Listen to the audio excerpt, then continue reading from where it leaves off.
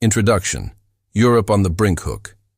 Imagine a continent where the very fabric of society is unraveling, where faith, power, and survival are locked in a deadly embrace. This was Europe in the early 17th century, teetering on the edge of catastrophe. The 30 Years' War, 1618 to 1648, stands as one of the most destructive conflicts in human history. It began as a small spark in Bohemia, today as Czech Republic, but quickly became a wildfire that razed much of Europe. The war left entire regions depopulated, cities in ruins, and the political landscape forever changed. In this post, we'll journey through the war's beginnings, its brutal course, the suffering it inflicted, and its world-changing aftermath. Storm clouds gather Europe before the war hook. What happens when a centuries-old order can no longer contain the pressure building beneath it? Europe in the early 1600s was a patchwork quilt of kingdoms, duchies, and principalities. The Holy Roman Empire alone contained hundreds of semi-independent states, each with its own rulers, laws, and, crucially, religions. The Protestant Reformation, launched by Martin Luther in 1517, had shattered the religious unity of Europe. With Catholic, Lutheran, Calvinist, and other Protestant states vying for dominance, the continent was a tinderbox. The Peace of Augsburg, 1555, tried to settle matters by allowing rulers to choose either Catholicism or Lutheranism for their territories. But it left out other Protestant denominations and failed to stem rising tensions. Political ambitions only made things worse. The Habsburg dynasty, rulers of both Spain and the Holy Roman Empire, sought to strengthen its grip over Europe, alarming neighbors. Meanwhile, France, Sweden, and Denmark eyed opportunities to expand their own influence. Famine, economic hardship, and the chilling grip of the Little Ice Age added to the misery, fomenting unrest from peasants to princes. The spark. Defenestration and rebellion. Hook. Sometimes, history shifts on a single shocking moment, like when angry nobles toss royal ministers out a castle window. On May 23, 1618, a group of Bohemian Protestant nobles stormed Prague Castle and hurled two Catholic imperial officials and their secretary from a high window. Incredibly, all three survived the fall, but the message was clear. Bohemia was in open revolt against Habsburg rule. This act, known as the Defenestration of Prague, ignited the war's first phase. The Bohemian rebels rejected the Catholic Emperor Ferdinand II, instead crowning the Protestant Frederick IV as king.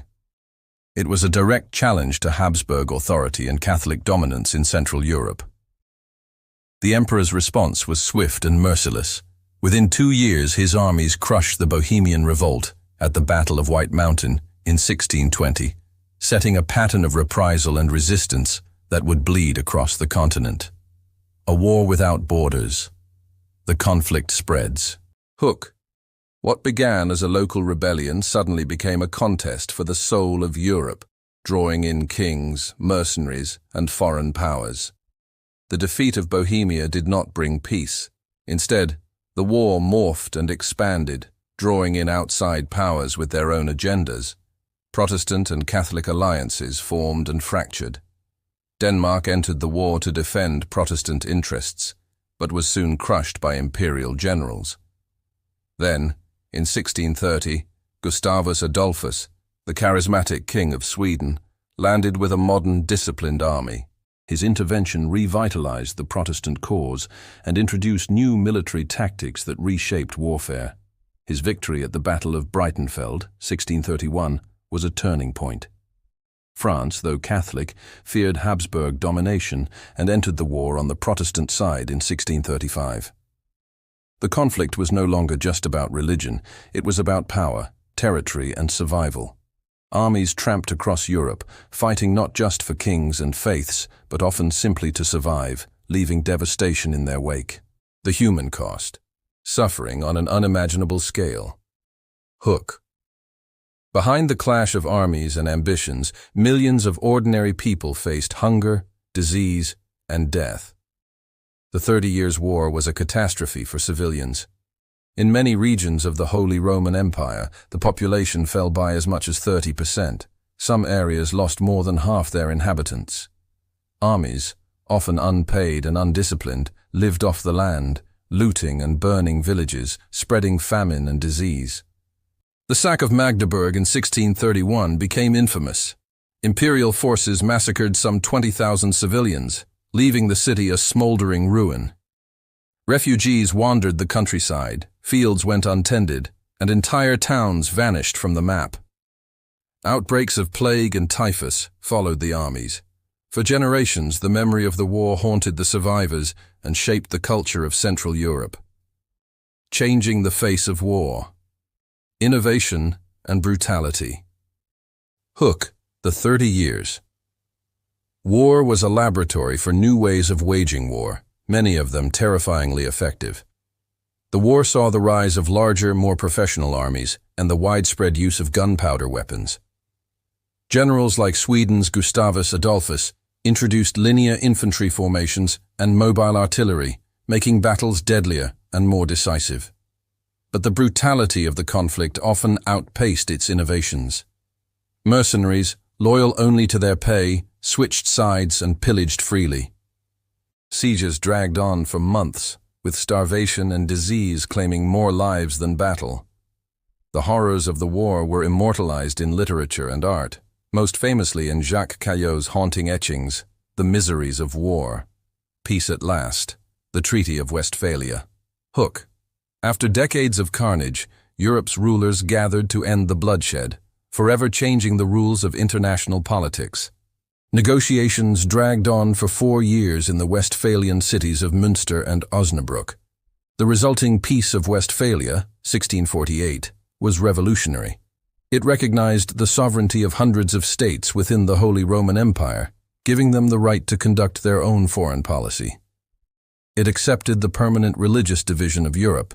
Catholicism, Lutheranism, and Calvinism were all recognized, and forbade interference in other states' internal affairs.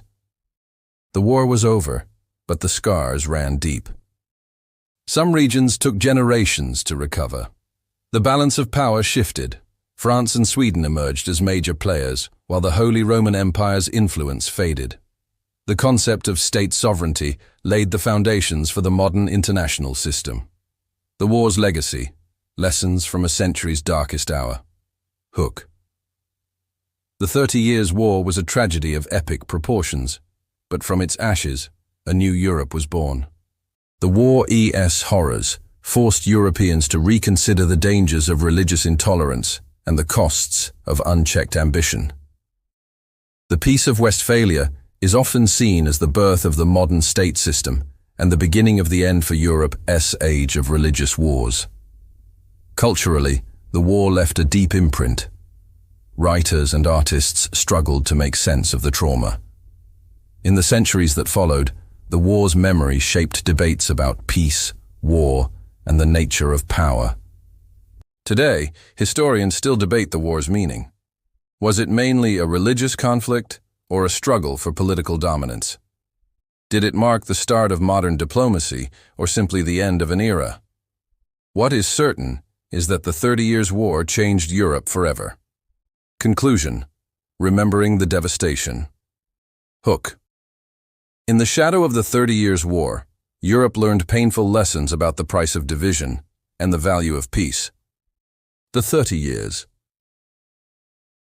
War remains a warning from history, a reminder of how quickly order can collapse, how deeply war wounds societies, and how vital it is to seek understanding across the lines that divide us. Its legacy lives on, not just in treaties and borders, but in the enduring hope that humanity can build a better, more peaceful world from even the darkest chapters of its past. A patchwork of faiths, the Protestant Reformation, and religious division. Hook. Imagine a continent where neighbors eye each other with suspicion, not just over land or gold, but over the fate of their immortal souls. The Protestant Reformation, ignited by Martin Luther in 1517, was more than a theological dispute. It was a revolution that fractured the unity of Western Christendom. By the dawn of the 17th century, the spiritual map of Europe looked like a shattered mirror. Catholic strongholds like Spain, Italy, and much of the Holy Roman Empire stood in sharp contrast to Lutheran Germany, Calvinist Switzerland, Anglican England, and a growing number of Protestant principalities. This religious mosaic wasn't just a matter of belief. It was a source of deep political tension. Monarchs and princes saw faith as both a personal conviction and a tool of statecraft. To be the wrong religion in the wrong place could cost you your livelihood or your life. The Peace of Augsburg in 1555 had tried to paper over the cracks by allowing rulers to decide their state's religion, but Calvinists and other dissenting groups were left out, fueling resentment and unrest. The Holy Roman Empire, a house divided hook. Picture a sprawling empire not as a single nation, but as a chaotic constellation of hundreds of tiny states, each with its own ruler, laws, and ambitions. Nowhere was the powder keg more volatile than in the Holy Roman Empire. Stretching across modern-day Germany, Austria, Czechia, and beyond, the empire was a baffling patchwork of over 300 duchies, bishoprics, free cities, and principalities. Some were Catholic, others Protestant, and many teetered on the brink between the two. The emperor, nominally the most powerful man in Central Europe, could hardly control the feuding nobles and city-states under his domain. Many princes, emboldened by religious and political independence, openly defied imperial authority. The Catholic Habsburgs, who held the imperial crown, sought to strengthen their grip, alarming Protestant rulers who feared a loss of their hard-won freedoms. The Counter-Reformation, Rome, fights back hook. When threatened, the old order did not go quietly. Instead, it launched a spiritual and political counterattack.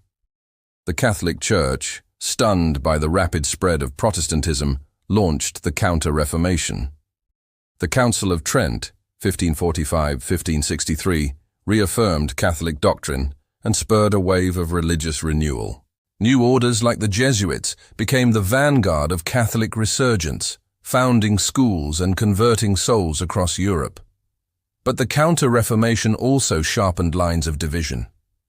Catholic rulers cracked down on Protestant worship, while Protestant regions expelled Catholic clergy.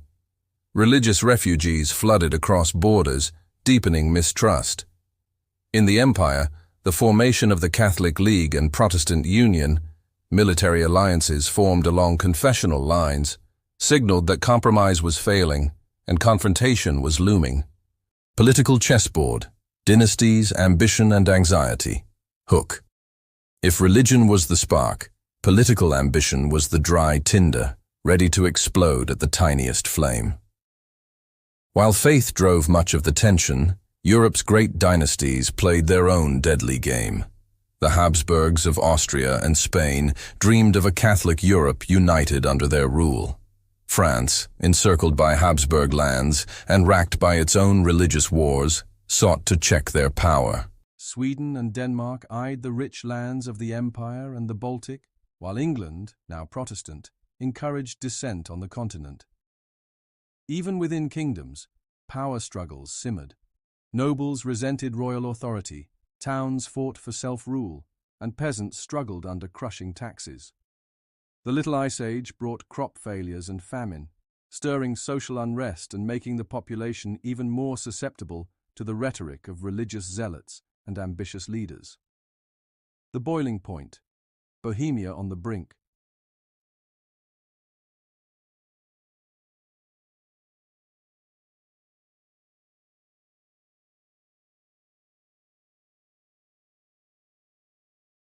The tension reached a breaking point when Emperor Matthias named his fiercely Catholic cousin Ferdinand as his successor, a man known for his intolerance. The Protestant nobles of Bohemia saw this as an existential threat, not just to their faith, but to their very survival. The Defenestration of Prague, a signal flare for war hook. Sometimes, history turns on a single act of defiance, one that sends shockwaves across an entire continent. On May 23, 1618, in an act as audacious as it was symbolic, a group of Bohemian nobles stormed Prague Castle. In a fit of rage, they seized two of the emperor's Catholic officials and hurled them, and their secretary, out a third-story window. Miraculously, all survived the fall, but the message was clear. Bohemia would not bow to Habsburg rule. This event, known as the Defenestration of Prague, was the spark that ignited the 30 Years' War. What began as a local rebellion quickly drew in neighboring states, each with its own grievances and ambitions. The powder keg had finally exploded. The world holds its breath, Europe on the eve of war hook. As word of the Bohemian revolt spread, Europe's rulers faced a choice: stand aside and risk irrelevance, or plunge into the chaos and shape the continent's fate. All across Europe, monarchs, generals, and preachers watched the crisis in Bohemia with a mix of fear and opportunity. The Protestant Union debated intervention, while the Catholic League prepared for war. Foreign powers, France, Spain, Sweden, Denmark, waited in the wings, ready to tip the balance for their own gain. The population, battered by years of uncertainty, braced for impact. Most hoped, perhaps naively, that the conflict would be brief and contained. But the reality would be far darker. The 30 Years' War would drag on for decades, claiming millions of lives and remaking the map of Europe. Seeds of suffering. The human cost before the war. Hook. Even before the first musket was fired, ordinary people suffered under the weight of Europe's divisions. The pre-war years were marked by hardship for peasants and townsfolk alike. Religious refugees crisscrossed borders, leaving families divided and communities shattered. Economic hardship, driven by war taxes and crop failures, pushed many to the brink. Banditry and lawlessness flourished as central authority weakened. In some regions, small-scale violence and religious pogroms foreshadowed the horrors to come. The fear of persecution for being the wrong religion or supporting the wrong lord became a daily reality. Europe was not just politically unstable, it was a continent haunted by anxiety and despair. A new age dawns, from tension to catastrophe. Hook. With the powder keg finally lit, Europe was about to plunge into an abyss from which it would take generations to recover. The years leading up to 1618 were a slow, agonizing build-up, a time when every compromise failed, every peace unraveled, and every hope for moderation was dashed against the rocks of fanaticism and ambition. The 30 Years' War would begin as a local conflict in Bohemia, but it would soon engulf all of Central Europe and draw in the world's most powerful states. Conclusion. Lessons from the edge of disaster. Hook. The story of pre-war Europe is a warning from history, a reminder that division, fear, and intolerance can turn neighbors into enemies and peace into ashes.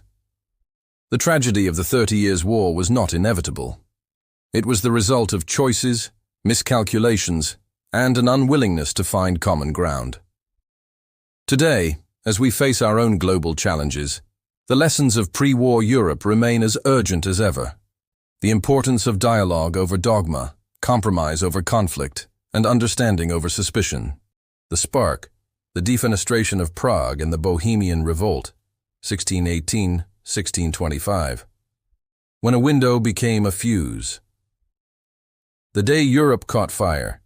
History is often shaped by treaties, battles, and powerful rulers, but sometimes it turns on the unexpected. Imagine a moment so shocking that it sends tremors across a continent. On May 23, 1618, in Prague, a handful of defiant nobles hurled their enemies out of a castle window. This dramatic act, known as the Defenestration of Prague, didn't just shatter glass. It shattered the fragile peace of Europe and set off one of the most devastating conflicts in its history, the 30 Years' War. The city of 100 spires on edge Prague, the storied capital of Bohemia, was a city teetering on the edge. The early 17th century brought religious anxieties and political intrigue to every cobblestone alleyway. The Holy Roman Empire, a patchwork of states and faiths, was held together by little more than tradition and tension. In Bohemia, Protestant nobles watched with growing alarm as their rights, hard-won during years of struggle, eroded under the rule of the Catholic Habsburgs. An empire's fragile balance. It's hard to imagine today, but religion was as much about power as it was about faith. The Peace of Augsburg, 1555, had allowed rulers to choose Catholicism or Lutheranism for their territories, but left out other groups, especially the Calvinists, who had found a home in Bohemia. The Habsburg emperors, determined to roll back Protestant gains, saw Bohemia as a battleground for souls and sovereignty. Protestant nobles, meanwhile, were equally determined that their hard-won freedoms would not be erased with the stroke of an imperial pen. A meeting that changed the world. May 23, 1618, began like any other day in Prague Castle. But as Catholic governors Wilhelm Slavata and Jaroslav Martinic, along with their secretary, faced a group of furious Protestant nobles, the air was electric with danger. The Protestants were enraged by the closure of their churches, a clear violation of earlier promises of religious freedom. Words escalated to threats, and then, with a sudden burst of violence, the nobles seized the Catholic officials and hurled them out the window, falling into history, the Defenestration of Prague. The fall from the castle window was a long one, some 70 feet down. Miraculously, all 3 men survived, landing in a moat filled with refuse. Catholics would claim angels broke their fall. Protestants, more cynically, credited a pile of manure. But in that moment, the truth hardly mattered. The act was not an attempted murder. It was a declaration. The message was clear. Bohemia would not quietly submit to imperial dictates. A powder keg ignited. The shock waves from Prague reverberated across the continent. The Catholic authorities were stunned and outraged. The Protestant estates defiant and energized. The event was more than just a local incident. It was the match that lit the powder keg of European politics. The defenestration became the rallying cry of the Bohemian nobles, who immediately set about organizing resistance to Habsburg rule. A crown in crisis, the Bohemian revolt begins. The Bohemian estates, an assembly of nobles, clergy, and townsmen, moved quickly. They rejected the authority of Ferdinand II, the Catholic king-in-waiting, and instead elected Frederick V of the Palatinate, a Protestant prince known for his piety and his connections to other Protestant powers. The choice of Frederick was bold, even reckless. He was the son-in-law of James IV of England and a figure around whom Protestant hopes could rally. But his reign would be brief and tragic, a winter king, whose crown melted with the spring thaw. Europe watches, local revolt, continental stakes. What began as a Bohemian quarrel rapidly became a continental crisis. The Protestant Union and Catholic League, defensive alliances formed in the previous decade, watched with bated breath. The stakes were enormous. If Bohemia could successfully defy the Habsburg emperor, other Protestant territories might follow. The fragile peace of the Holy Roman Empire, already under strain from years of religious and political division, was about to collapse. The gathering storm, allies and enemies. Frederick V's acceptance of the Bohemian crown drew immediate condemnation from the Habsburgs and their Catholic allies. Spain, eager to maintain Habsburg dominance in Central Europe, pledged support to Ferdinand II. Meanwhile, Protestant powers like Saxony and the Netherlands hesitated, wary of provoking a wider war. Bohemia's rebellion became the opening act in a drama that would soon engulf all of Europe. The Battle of White Mountain, triumph and tragedy. The climactic moment of the Bohemian revolt came on November 8, 1620, at the Battle of White Mountain just outside Prague. The Catholic forces, led by the seasoned commanders of the Habsburg and Bavarian armies, met Frederick's ragtag coalition of Bohemian, Moravian, and Silesian troops. Outnumbered and outmaneuvered, the Protestant army was routed in a matter of hours. The defeat was total. Frederick and his court fled Prague, earning him the derisive nickname, the Winter King. So fleeting was his reign. The Habsburg victory was not just a military triumph. It was a signal to all of Europe that rebellion would be met with overwhelming force. Revenge and repression. Bohemia's dark winter White Mountain was only the beginning of Bohemia's suffering. The aftermath was brutal. Protestant leaders were executed or exiled, their properties confiscated and redistributed to Catholic nobles loyal to the emperor. Churches were forcibly converted, and the Catholic faith was reimposed with a zeal that bordered on fanaticism. The old Bohemian nobility was destroyed, replaced by a new class of Habsburg loyalists. The cultural and religious landscape of Bohemia was forever changed. For centuries, the region had been a center of religious innovation and relative tolerance. Now, it became a byword for repression and forced conformity. The echoes of this trauma would linger for generations. A fire spreads. The war goes continental. But the story of the Bohemian Revolt does not end with the fall of Prague.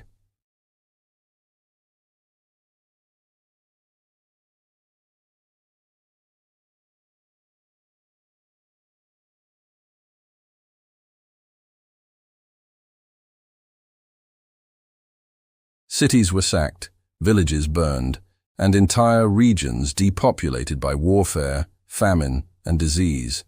In some German territories, up to a third of the population perished. The war's causes were many: religion, power, dynastic ambition, but its origins can be traced to that single shocking moment in Prague. The Defenestration's legacy, symbol and caution. The Defenestration of Prague is more than just a footnote in history. It is a symbol of how the grievances of the few can ignite the passions of the many.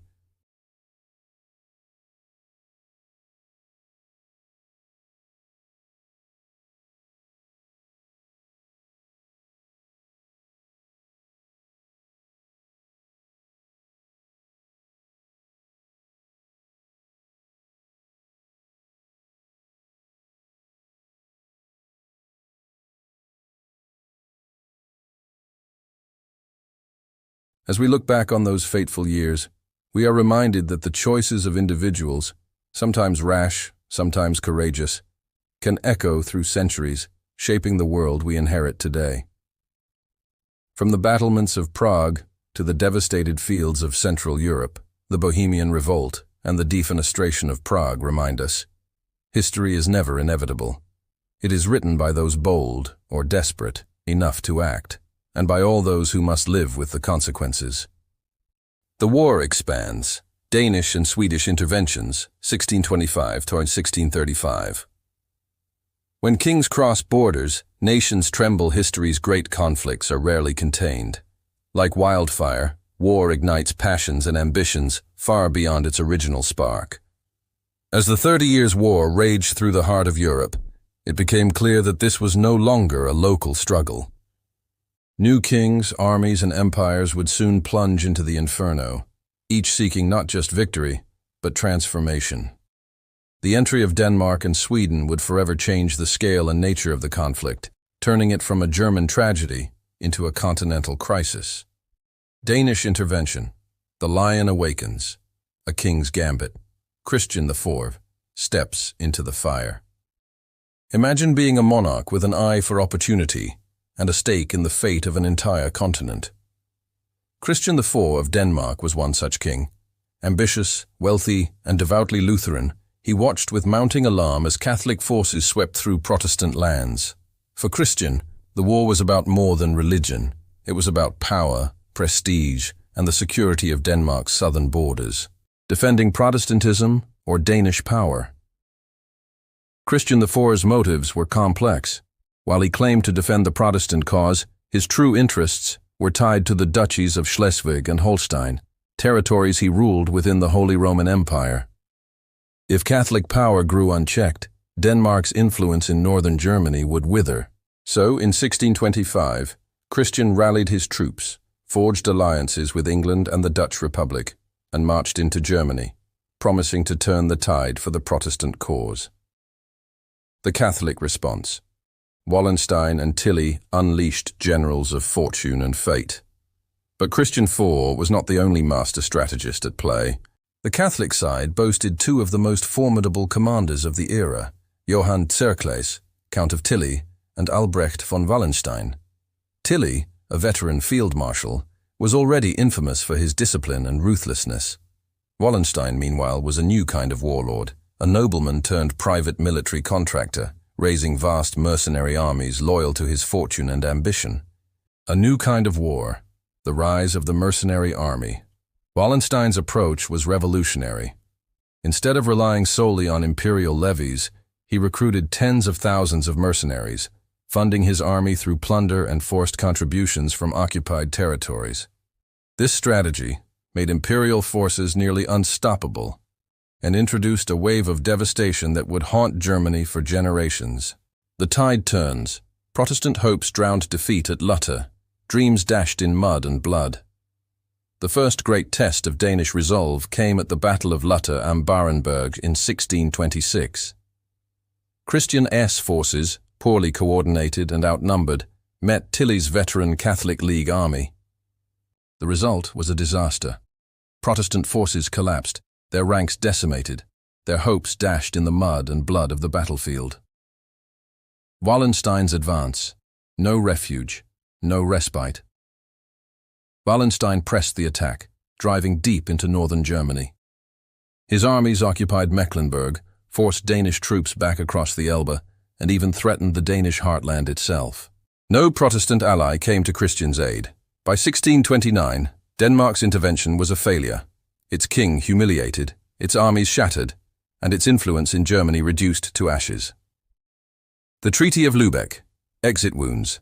A king bows out, but the war marches. On the Treaty of Lübeck, 1629, marked Denmark's official withdrawal from the conflict.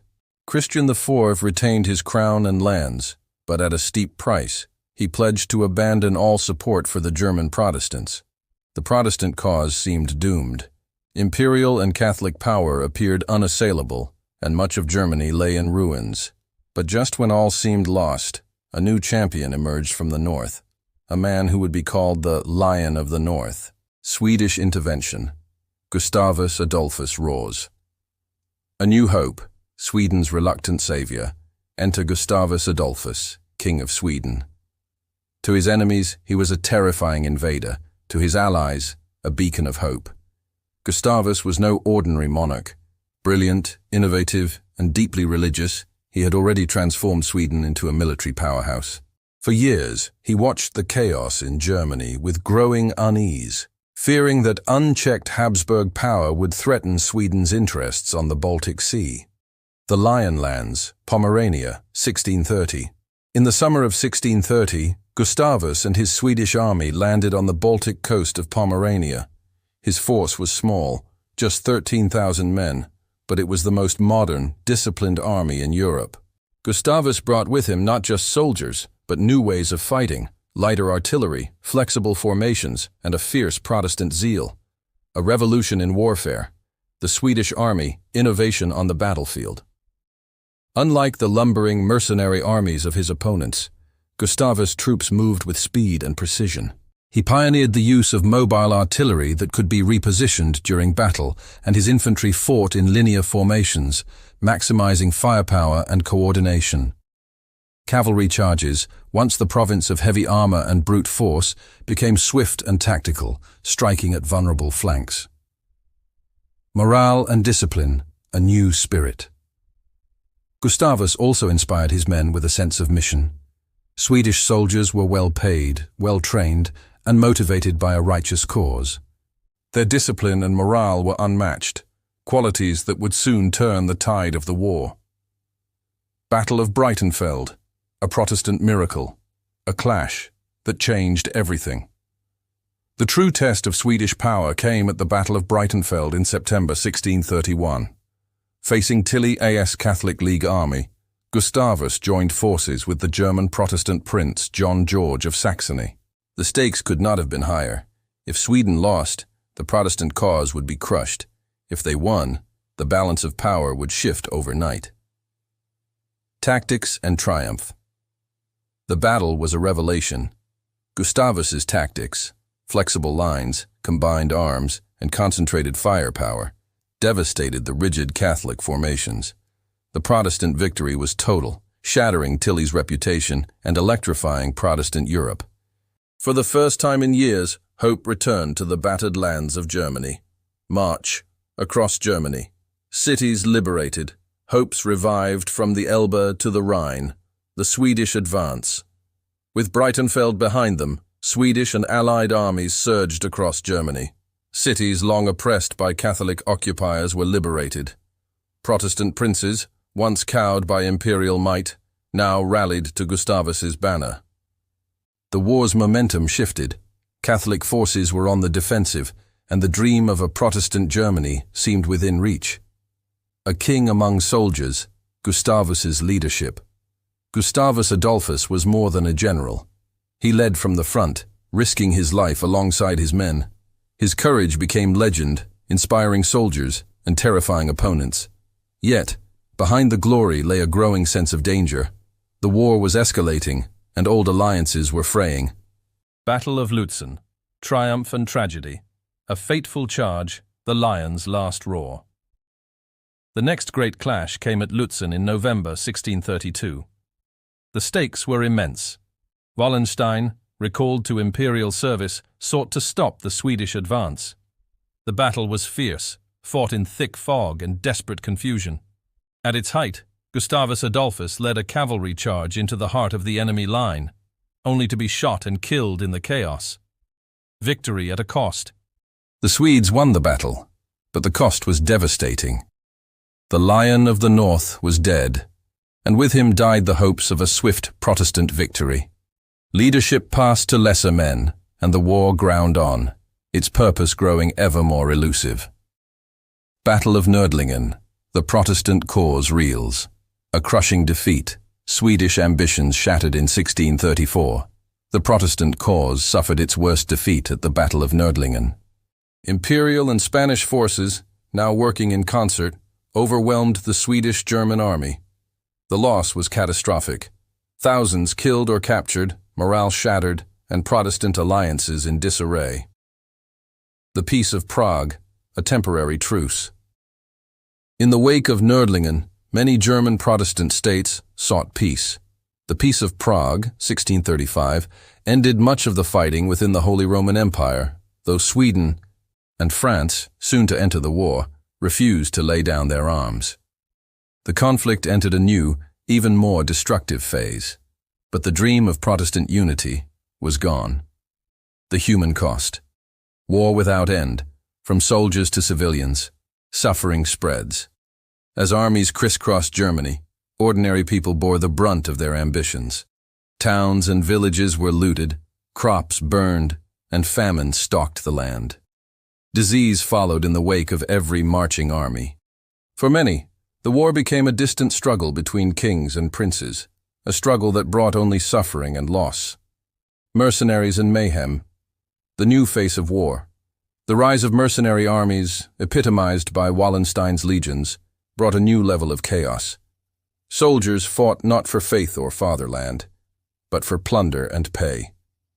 Discipline broke down, atrocities multiplied, and the fabric of German society began to unravel.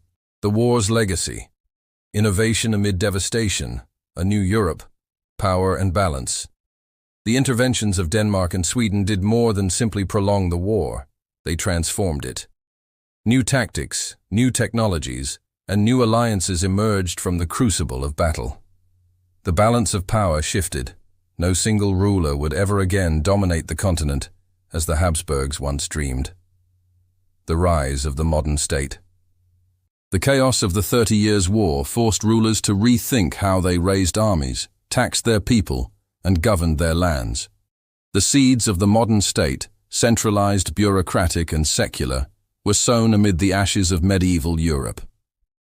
Conclusion. When foreign swords decide a nation's fate, lessons of intervention, ambition, innovation, and tragedy. The Danish and Swedish interventions turned the 30 Years' War from a local rebellion into a pan-European catastrophe. Kings like Christian IV and Gustavus Adolphus saw opportunity and obligation, but their ambitions brought both hope and horror to Germany. The armies they led changed the face of warfare, but also left a legacy of suffering that would haunt Europe for generations. A continent transformed. The years 1625 to 1635 proved that no war can be contained forever. When kings cross borders and ideologies clash, the fate of millions hangs in the balance. The story of Danish and Swedish intervention reminds us that the lines between hero and villain, victory and defeat, are often blurred by the fog of war. As the fires of conflict spread, they forged a new Europe, one tempered by tragedy, but also by resilience and innovation. The lessons of that terrible decade still echo today, wherever nations wrestle with the question, when should we intervene and at what cost? The French phase, continental conflict, and the road to Westphalia, 1635–1648. Hook. When allies defy faith and borders, Europe trembles. In a stunning twist that shocked the courts of Europe, Catholic France threw its weight behind Protestant Sweden against the Catholic Habsburgs. What began as a war of religion now exploded into a struggle for European supremacy, where faith took a backseat to power and the fate of nations hung in the balance. France enters the war, Cardinal Richelieu's grand gamble, a cardinal's chessboard, faith versus statecraft picture, a Europe torn by decades of religious strife, where alliances were supposed to follow the lines of faith. Yet in 1635, Cardinal Richelieu, the mastermind behind French policy, made a move that would upend the old order. Despite France's Catholic identity, Richelieu saw the Habsburgs, rulers of both Spain and the Holy Roman Empire, as the greatest threat to French security and influence. His solution? Ally with Protestant powers to contain Habsburg ambitions, even if it meant fighting fellow Catholics, the declaration of war. France steps into the maelstrom. The moment came in May 1635, when France formally declared war on Spain, the Habsburgs' most powerful ally. This was no mere gesture. It marked the start of direct French involvement in the 30 Years' War, transforming a German civil war into a true continental conflict. French armies marched into the Rhineland, the Spanish Netherlands, and northern Italy, opening new fronts and drawing in even more states.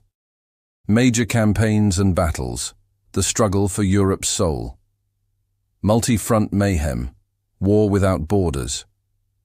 The entry of France unleashed a whirlwind of military campaigns across Europe. No longer confined to the German heartland, the war now raged from the fields of Flanders to the Alpine passes of Italy. French and Swedish forces coordinated offensives against Habsburg armies, while Spain fought desperately to maintain its crumbling empire. The Battle of Rocroi, 1643. The day Spain's might was broken. One battle would come to symbolize the new order. Rocroi, 1643. Here, a young French commander, the Duke of Enghien, later known as the Great Condé, faced the legendary Spanish tercios, infantry formations that had dominated European battlefields for a century. Against all odds, the French shattered the Spanish lines, capturing thousands and ending Spain's military supremacy. The myth of Spanish invincibility was broken, and a new power was rising. The Rhineland and beyond, a war of attrition. Elsewhere, the fighting was relentless. French armies clashed with Imperial and Spanish forces in the Rhineland, while Swedish troops pressed south from the Baltic. In northern Italy, France and Spain fought for control of key fortresses and trade routes.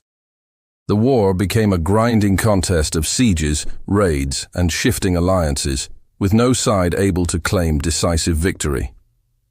The human cost, a continent in agony, civilians in the crossfire, the price of ambition. As armies marched and countermarched, the people of Europe paid a terrible price. Towns were sacked, fields burned, and famine stalked the land.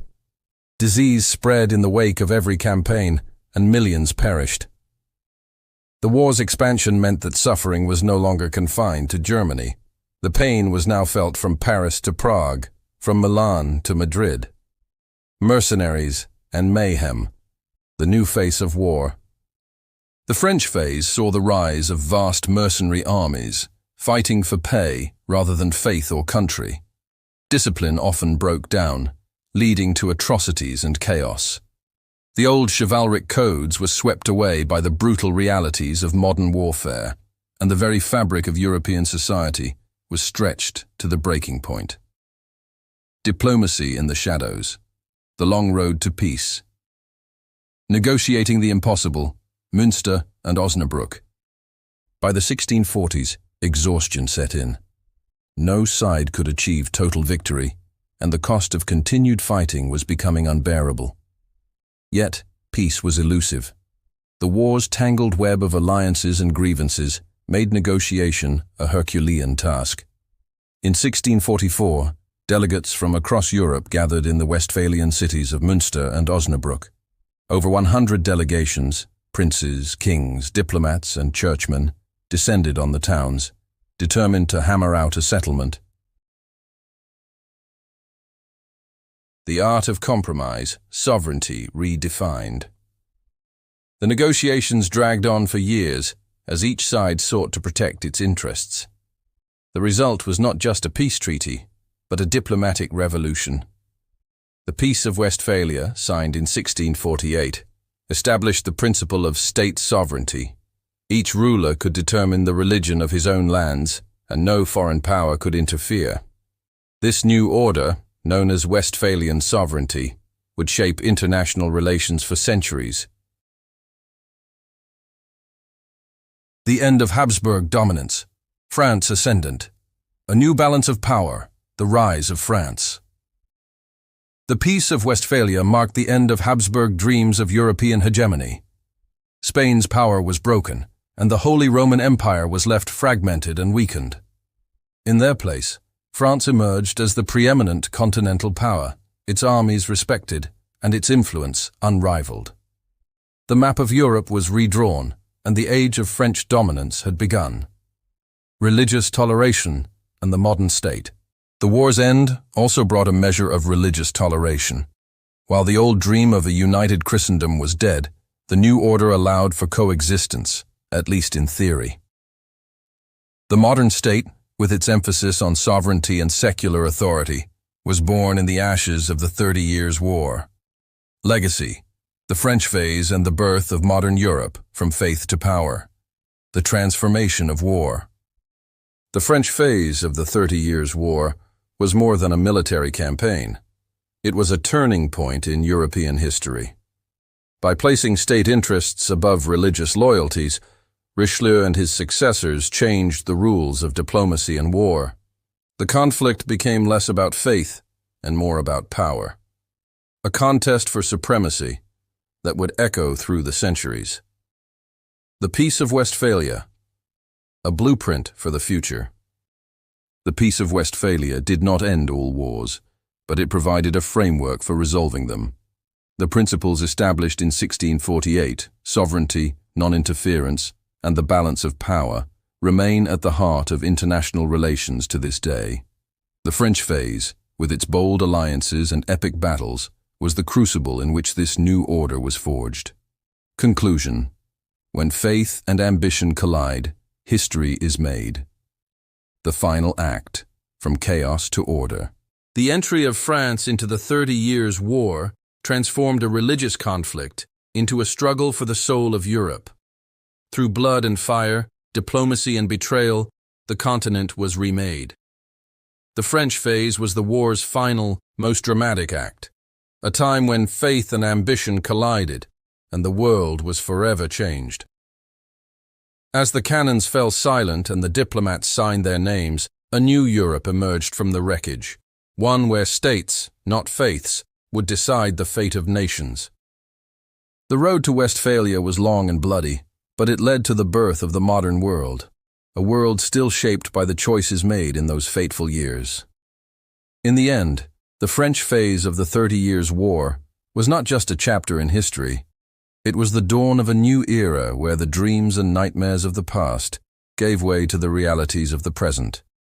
The echoes of that age still ring in the halls of power, wherever nations seek to balance faith, ambition, and the quest for peace. The human cost, social and economic devastation in the 30 Years' War hook.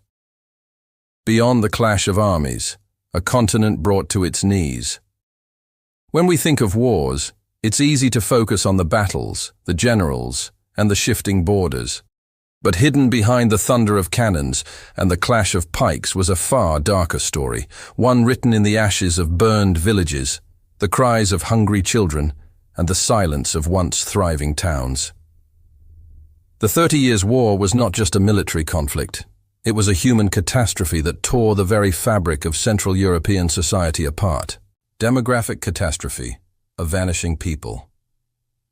Hook, imagine entire towns disappearing from the map. The numbers are staggering and almost impossible to comprehend from our modern perspective.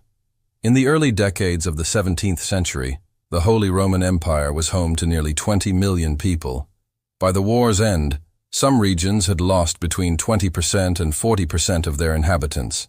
In places like Württemberg and the Palatinate, the population fell by more than half.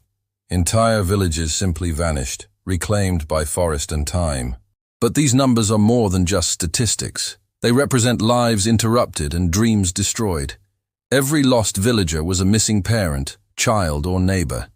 Every empty town square echoed with memories of a life that would never return. Famine and disease, the grim companions of war hook, hunger and plague, killed more than swords ever could. As armies crisscrossed the continent, they left devastation in their wake. Crops were trampled and fields burned, livestock slaughtered or carried off, and storehouses pillaged. Even in years when the weather might have yielded a good harvest, the relentless movement of soldiers guaranteed famine. Starvation became the silent killer stalking every home. Yet hunger was only the beginning. Disease followed in the army's footsteps. Plague, typhus, dysentery, and smallpox swept through camps and towns. With medical knowledge still primitive, these outbreaks became death sentences for thousands. Often, more people died from hunger and illness than from battle wounds. In some towns, the graveyards filled faster than the living could dig. Economic collapse. When the backbone of society breaks. Hook, from prosperity to ruin, the war's economic earthquake. Before the war, the lands of Central Europe were a patchwork of prosperous farms, bustling towns, and lively markets. The conflict changed all that in a matter of years. With the countryside ravaged and fields left fallow, agriculture, the backbone of society, collapsed. Grain became a luxury, and bread riots broke out in cities desperate for food. The destruction extended to the urban centers as well. Cities like Magdeburg suffered infamous sackings, where invaders killed, burned, and looted with abandon. Magdeburg's population, once 30,000 strong, was reduced to just a few thousand survivors. Other towns like Heidelberg and Augsburg were similarly battered. Factories closed, guilds disbanded, and trade routes vanished. The impact was not just immediate. The war set back economic development for generations. Infrastructure, roads, bridges, mills, was destroyed. Skilled workers either died or fled. The currency collapsed, leading to rampant inflation and barter economies. It would take decades, even centuries, for some regions to recover. Social disintegration. When order turns to chaos. Hook.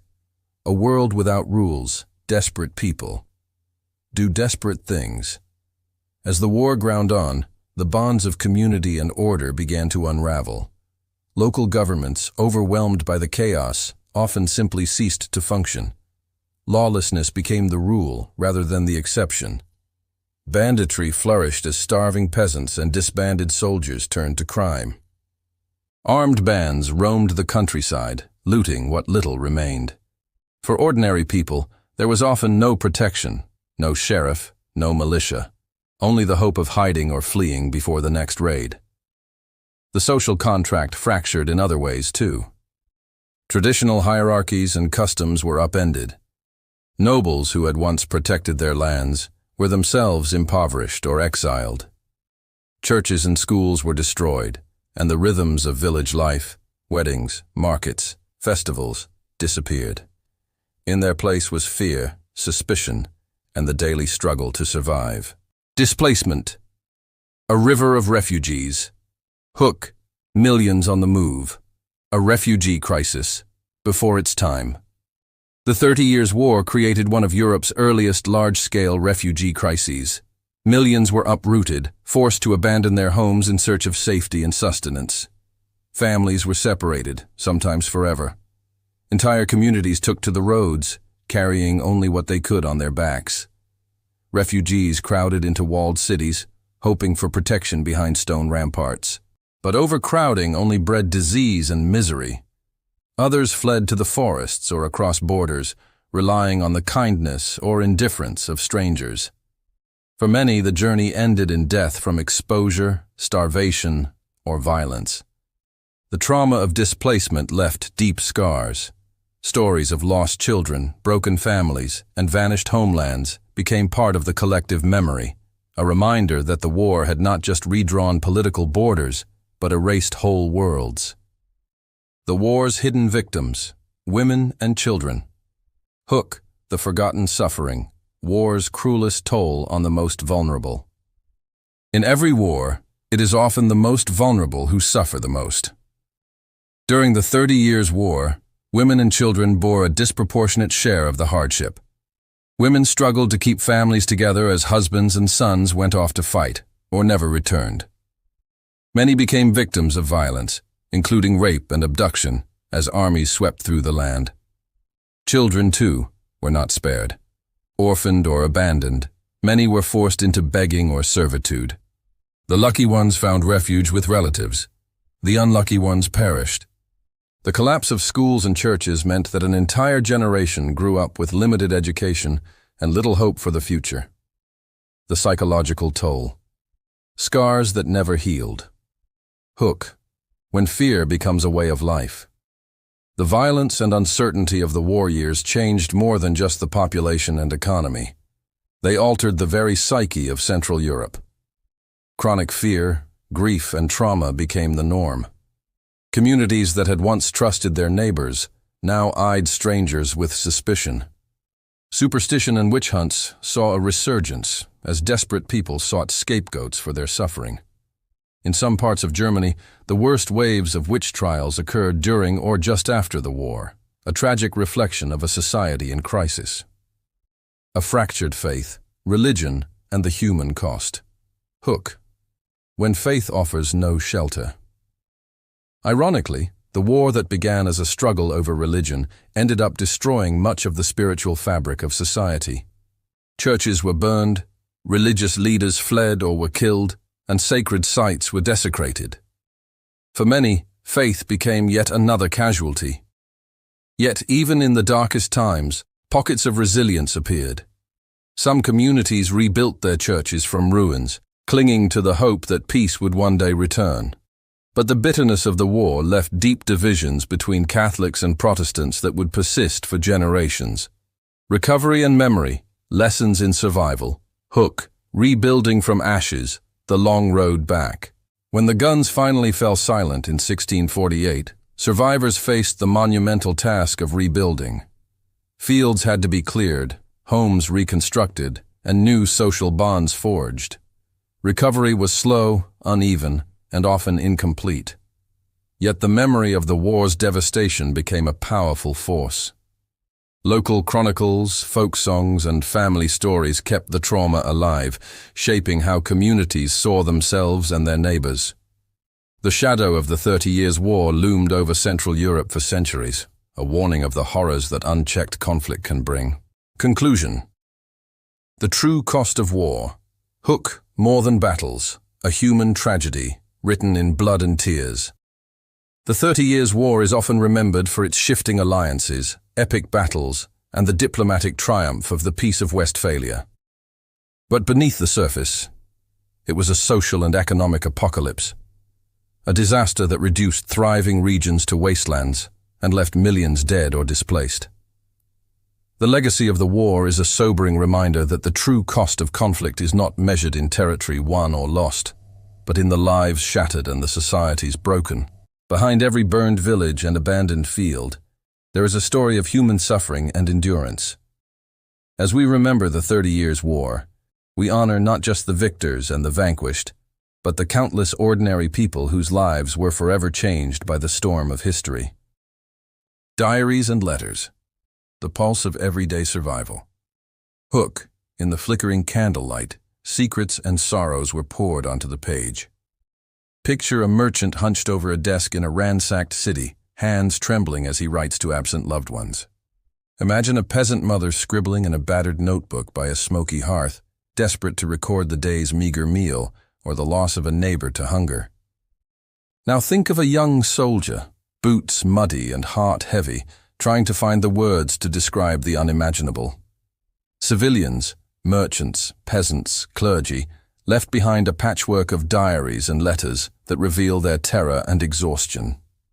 In Württemberg, a pastor named Abraham of Sancta Clara wrote about days when the sun rose on fresh ruins and set on new graves. One merchant's letter from Magdeburg describes, with chilling clarity, the terror that swept the city during its infamous sack. The flames rose higher than the cathedral. We heard the screams through the smoke. There is no safety, not even in prayer. Hunger and despair became constant companions. A peasant named Anna in the war-ravaged Rhineland wrote in her diary, "We boiled grass and roots for soup. The children cry at night. I do not know if they will see the spring." These words, written not for posterity but for survival, give voice to suffering too great for statistics to capture. Soldiers' letters, between battle and longing. Hook. From muddy trenches, ached the universal cry, "Let me go home." The war's soldiers, often conscripts far from home, wrote letters that oscillated between brutal honesty and desperate hope. Their words paint a vivid picture of life at the front and the yearning for a peace that always seemed out of reach. "We sleep in the open, and when the rain comes, we are soaked to the bone. The lice are everywhere," wrote Hans, a Saxon foot soldier. "I have not seen bread in 3 days." His letters to his wife, preserved in a church archive, end with the same plea. "Pray for me. Pray for peace." Another soldier, a Swedish cavalryman named Eric, wrote to his brother, "I cannot tell you what I have seen. The dead lie in the road, and the living envy them. If God wills it, I will see you again." These letters, smudged by rain and stained by tears, tear down the myth of glory and expose the raw nerves of fear, exhaustion, and longing. For many, the only certainty was uncertainty. A French mercenary's final letter, never sent, was later found in his abandoned satchel. "If this finds you, know that I tried to be brave. Forgive me for leaving." These voices, drifting through centuries, remind us that even in war, love and regret endure. City officials, chroniclers of collapse. Hook. When the world fell apart, bureaucrats became witnesses to survival. Often overlooked in the annals of history, city officials became accidental chroniclers of chaos. As mayors, clerks, and councilmen tried to keep order amid the storm, their records became diaries of devastation. In Augsburg, the city council's minutes from 1634 read more like a eulogy than a ledger. "The stores are empty. The sick outnumber the well. We beg the armies to spare us, but they take what they will." In Nuremberg, the mayor's desperate appeal to neighboring towns was blunt. "Send bread, or we perish." The collapse of civic life is etched in these dry records. Taxes went uncollected, markets closed, and the courts ceased to function. One official wrote, "Laws are useless where hunger reigns." The careful handwriting of these bureaucrats, growing shakier with each passing month, testifies to a world in freefall. Yet, there are glimmers of hope. In the midst of the horror, some cities banded together to care for orphans, bury the dead, and shelter refugees. The records of these acts, tucked between lists of losses, remind us that even in darkness, compassion flickered. Artists and writers, trauma captured in ink and paint hook. When words failed, art spoke, a canvas of grief and rage. Not all witnesses used words alone. Artists and writers of the period tried to capture the trauma of the war in poetry, prose, and visual art. Their works, often overlooked, provide another layer of testimony to the war's impact. Poets like Andreas Gryphius wrote sonnets that echo with sorrow. In Tears of the Fatherland, he laments, "Now, fatherland, you lie in dust, no tree but bleeds, no field but mourns." These lines, seared by grief, became a rallying cry for a generation that knew only loss. Painters, too, laid bare the agony of their times. Jacques Callot's famous etchings, The Miseries of War, depict the suffering of peasants, the cruelty of soldiers, and the devastation of cities. Each image is a frozen scream, a silent witness to pain that words alone cannot express. Writers like Hans Heberle, a shoemaker, kept calendars of suffering, daily notes that mixed practical records with existential despair. Today, rain. No bread. Soldiers passed by. God help us. These fragments, mundane and profound, humanize statistics and remind us that every casualty was a life with hopes, fears, and a story. Eyewitness accounts, the raw edge of reality, hook. In the moment of catastrophe, some reached for the pen instead of the sword. Some accounts from the war are so immediate, so visceral, that they seem to leap off the page. Eyewitnesses, survivors, travelers, and even passing soldiers wrote what they saw, sometimes in desperation, sometimes in disbelief. A Jesuit priest, Father Martin, described the aftermath of the sack of Magdeburg. The streets ran with blood. I saw mothers clutching dead children, men wandering aimlessly, their minds gone. His testimony, written in Latin and hurried script, was sent to Rome as a warning and a plea for help. A Dutch merchant passing through war-torn Bohemia wrote, "The land is empty. We travel for days without seeing a living soul. The silence is worse than the violence." These words, penned in a travel diary, capture not just the physical, but the spiritual devastation of a continent. Some witnesses struggled to make sense of the horror. A Protestant pastor, after witnessing a massacre, wrote simply, "God has turned his face from us." In these brief lines, we see the shattering of faith and the agony of a world in ruins. Women's voices, endurance and anguish. Hook, too often. Silenced, women's accounts reveal a world of suffering and strength. Women's voices, though often buried in archives, offer some of the most poignant testimony. Mothers, widows, and daughters wrote letters filled with anxiety, hope, and unbreakable resolve. One widow, Katharina, wrote to her son fighting far away, "The roof leaks, the fields are bare, but I keep your place at the table. Come home if you can." Her letters, never answered, became a diary of longing. Midwives and nuns recorded the misery they saw. Children starving, women giving birth alone, families torn apart. Their notes, sometimes scribbled on scraps of paper, give voice to those history often forgets. These testimonies are not just stories of victimhood, but of resilience. Women organized soup kitchens, cared for orphans, and preserved traditions in the face of destruction. Their words remind us that survival, too, is an act of courage. Children's memories, fragments of a lost childhood hook. Through a child's eyes, war's horror becomes unbearable.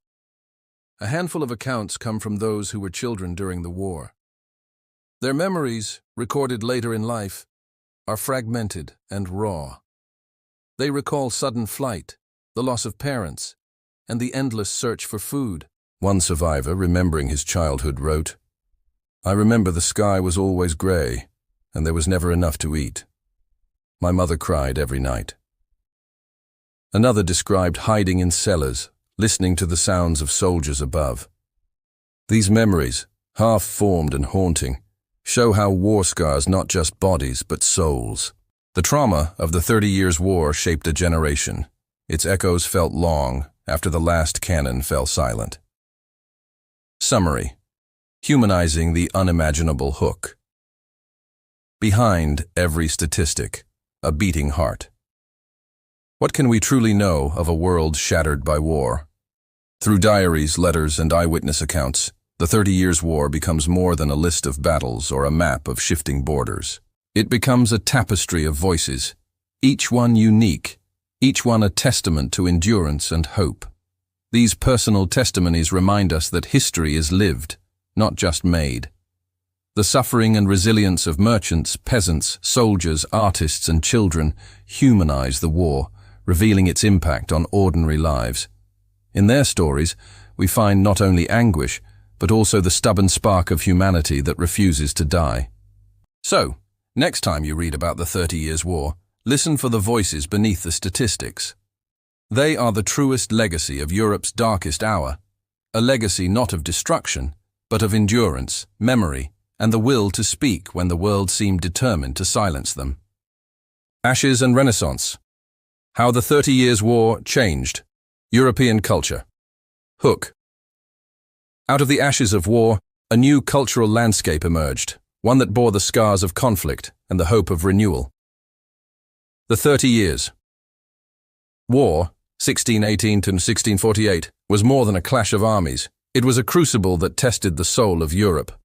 Cities burned, families scattered, and faith was shaken to its core. Yet, from the wreckage, a new cultural landscape began to take shape.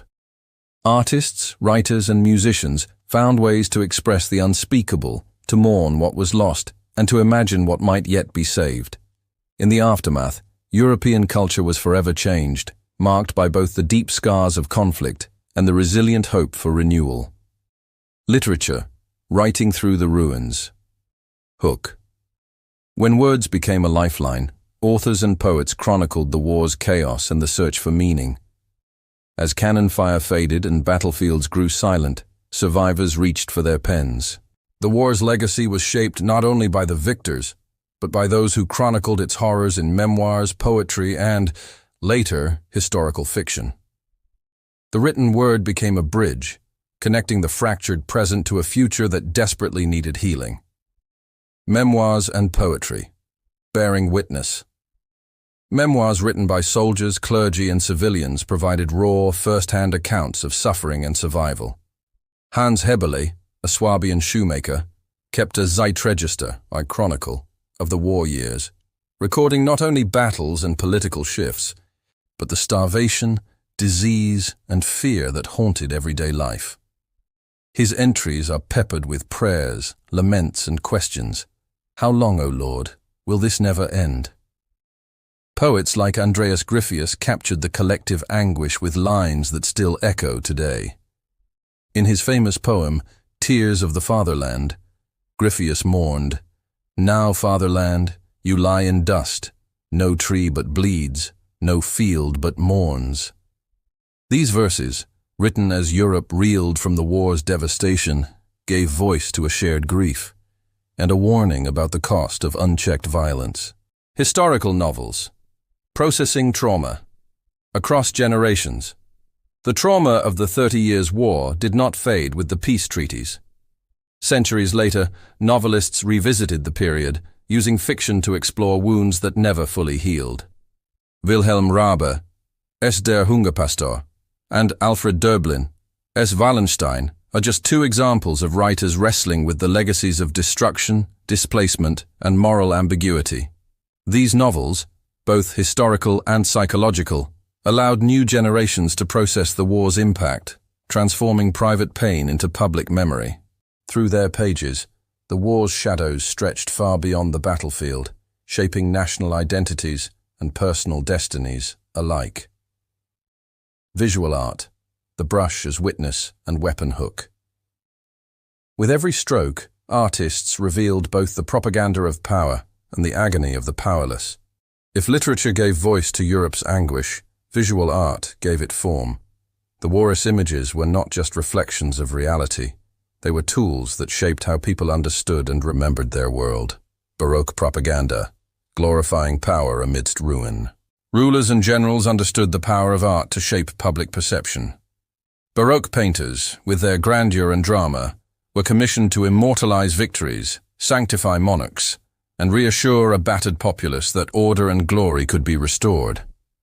Peter Paul Rubens's vivid canvases, for example, celebrated Catholic triumphs and the supposed righteousness of the Habsburg cause.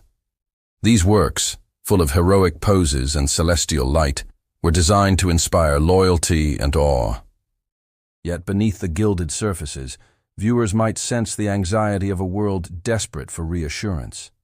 The very excess of Baroque art, its swirling clouds, its thunderous gestures, betrayed a culture trying to cover grief with grandeur. Realism. Jacques Caillot and the Truth of Suffering. Not all artists could, or would, look away from the war's horrors. The French printmaker Jacques Caillot shattered conventions with his series Les Grandes Misères de la Guerre, the Great Miseries of War. In stark, unflinching detail, Caillot depicted the suffering of civilians, villages pillaged, hanged men swinging from trees, women and children fleeing for their lives. His etchings, circulated widely, became some of the earliest visual indictments of war's brutality. No longer could violence be hidden behind noble ideals or distant glory. In Caillot's work, suffering became impossible to ignore. The raw realism of his prints inspired later generations of artists, from Goya to Otto Dix, to bear witness to the dark side of human conflict. Music, lamentation, and longing for peace. Hook. When words failed, music carried the grief of nations and the fragile hope for peace. In the aftermath of devastation, music became both a balm and a rallying cry. Composers and common folk alike turned to song to express grief, commemorate the dead, and dream of a world restored. Sacred compositions, voices raised in sorrow and faith. The war's religious roots reverberated in sacred music. Composers like Heinrich Schütz, who lost friends and family to the conflict, poured their sorrow into choral works and motets. Schütz's musikalische Exequien, funeral music, and geistliche Chormusik, sacred choir music, are haunting, weaving together texts of lamentation and consolation. These compositions, performed in echoing churches and candlelit chapels, became communal acts of mourning. Yet they also expressed a persistent hope that, even after so much loss, reconciliation was possible, that music could bridge the chasms left by war. Folk songs, the people's chronicle of hardship. Outside the courts and cathedrals, ordinary people found solace in folk songs.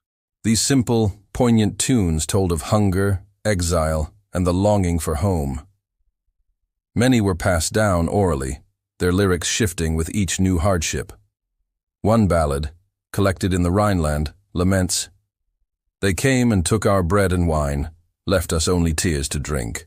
But still we gather, still we sing, dreaming of a kinder spring." Through these folk songs, communities preserved their memories, honored their dead, and held on to hope.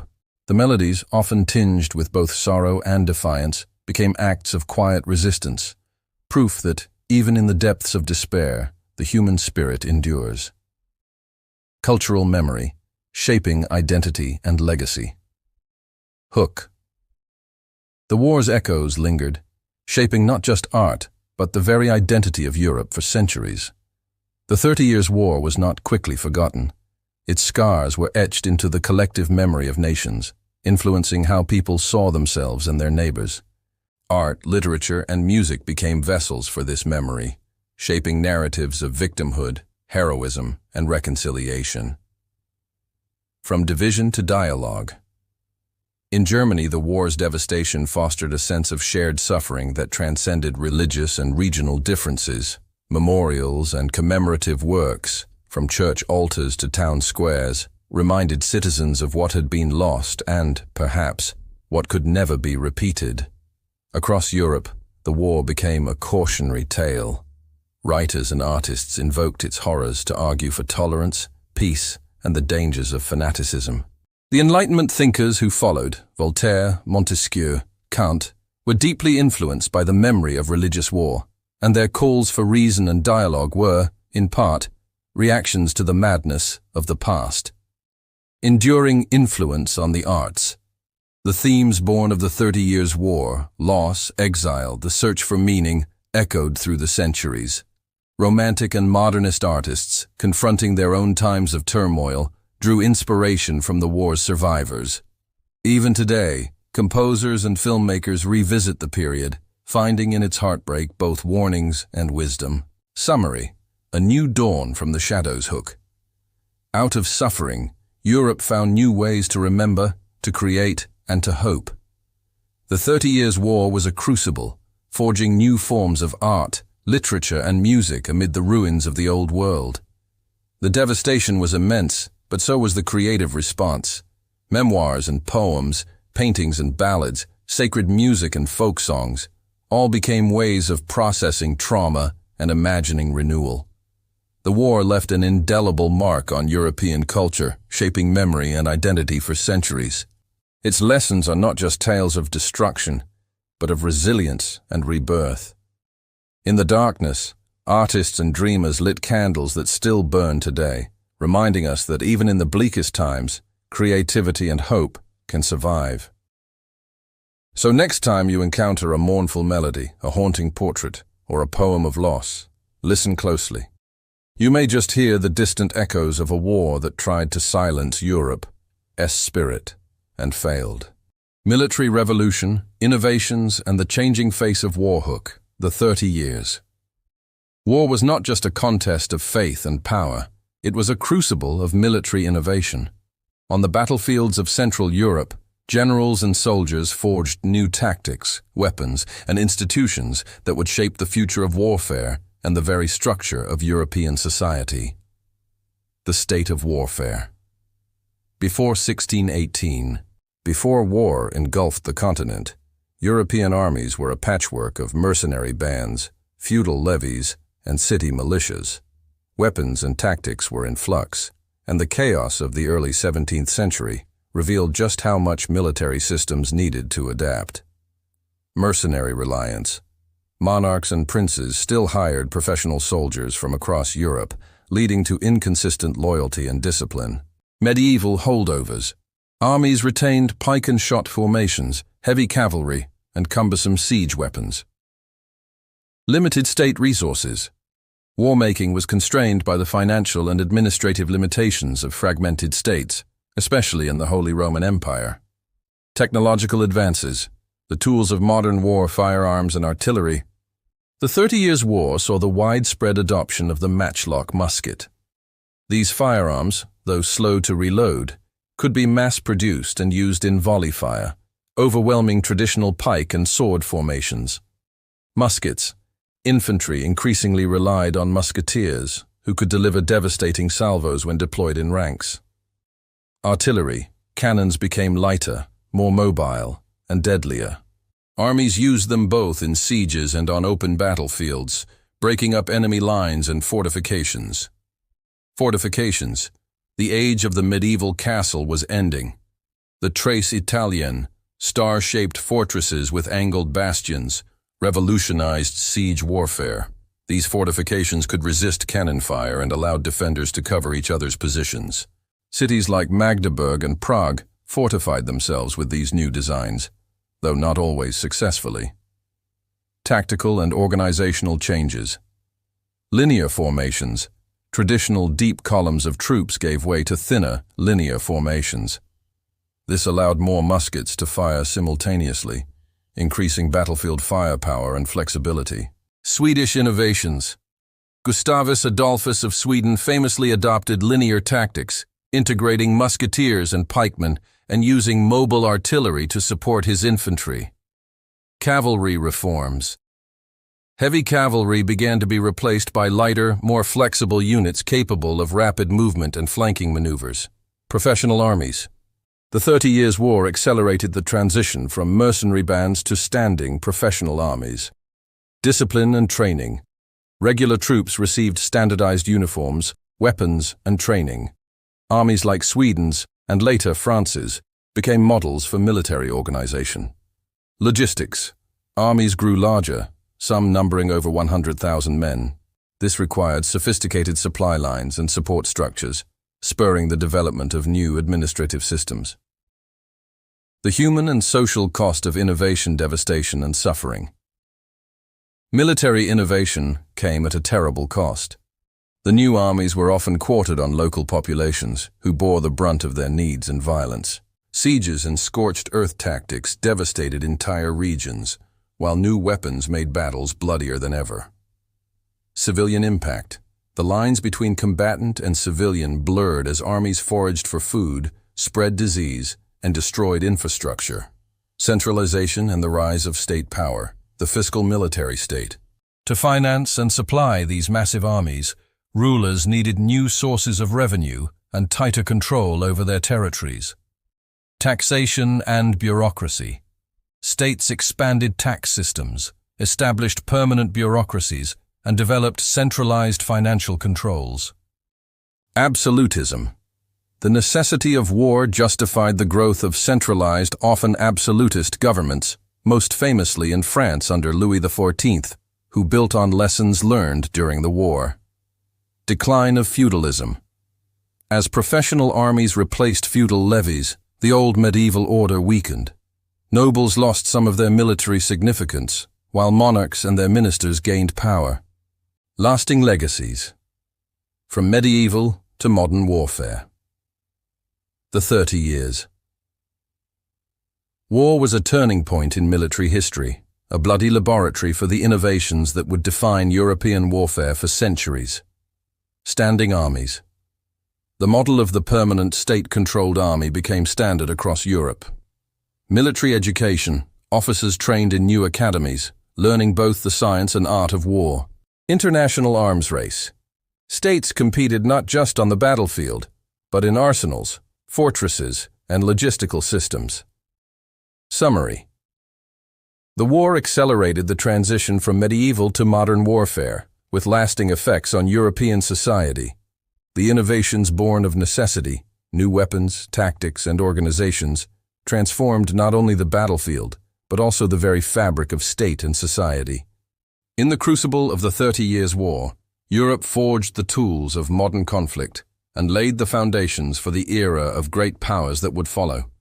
Hook, revisited. From the thunder of muskets to the star-shaped shadows cast by new fortresses, the 30 Years' War was a revolution not only of politics and religion, but of the art of war itself, a legacy felt in every army, every nation for centuries to come. The scars and strength of Europe, regional destruction and recovery after the 30 Years' War. The devastation of the 30 Years' War was not uniform. Each region experienced its own tragedy and its own path to recovery. From the sacked cities of the Palatinate to the forced religious transformation of Bohemia, the war's legacy was written in the shattered lives and landscapes of early modern Europe. Yet, amid the ruins, communities found ways to rebuild, adapt, and endure. These case studies reveal not only the war's varied impact, but also the remarkable resilience of European societies. Introduction. A continent in ruins. The 30 Years' War, 1618 to 1648, stands as one of the most destructive conflicts in European history. What began as a religious dispute in the Holy Roman Empire spiraled into a continent-wide struggle, drawing in powers from Spain and France to Sweden and Denmark. The war's toll was staggering. Between 4.5 and 8 million people perished, primarily from famine and disease, and some regions lost over half their population. Yet, the devastation was not uniform. The war's impact varied dramatically from region to region, shaped by local politics, religious divisions, and the shifting fortunes of war. The stories of the Palatinate, Bohemia, Magdeburg, Württemberg, Alsace, and Westphalia illustrate the diversity of suffering and the equally diverse paths to recovery that defined post-war Europe. The Palatinate, sacked, depopulated, and reborn through migration. Early devastation. The Palatinate, a fertile region along the Rhine, became a battleground early in the war. In 1623, Spanish and Bavarian troops overran the area, killing up to 50% of the population. The devastation was compounded by the destruction of towns, villages, and agricultural infrastructure. The region's strategic location made it a repeated target. French invasions in 1688 and 1701 brought further waves of destruction, with scorched earth tactics leaving the land in ruins, population decline, and economic collapse. By the early 18th century, the Palatinate's population had been so decimated that many survivors saw emigration as their only hope. The cumulative effect of war, famine, and a severe winter in 1708 left the region unable to recover naturally. Vineyards, mills, and towns lay in ruins, and the local economy collapsed. Recovery through immigration and emigration. Recovery in the Palatinate was not immediate or local. Instead, it was characterized by mass emigration, particularly to England and the American colonies. The English government, seeking to bolster Protestant settlements, encouraged Palatine refugees to settle in New York and Pennsylvania.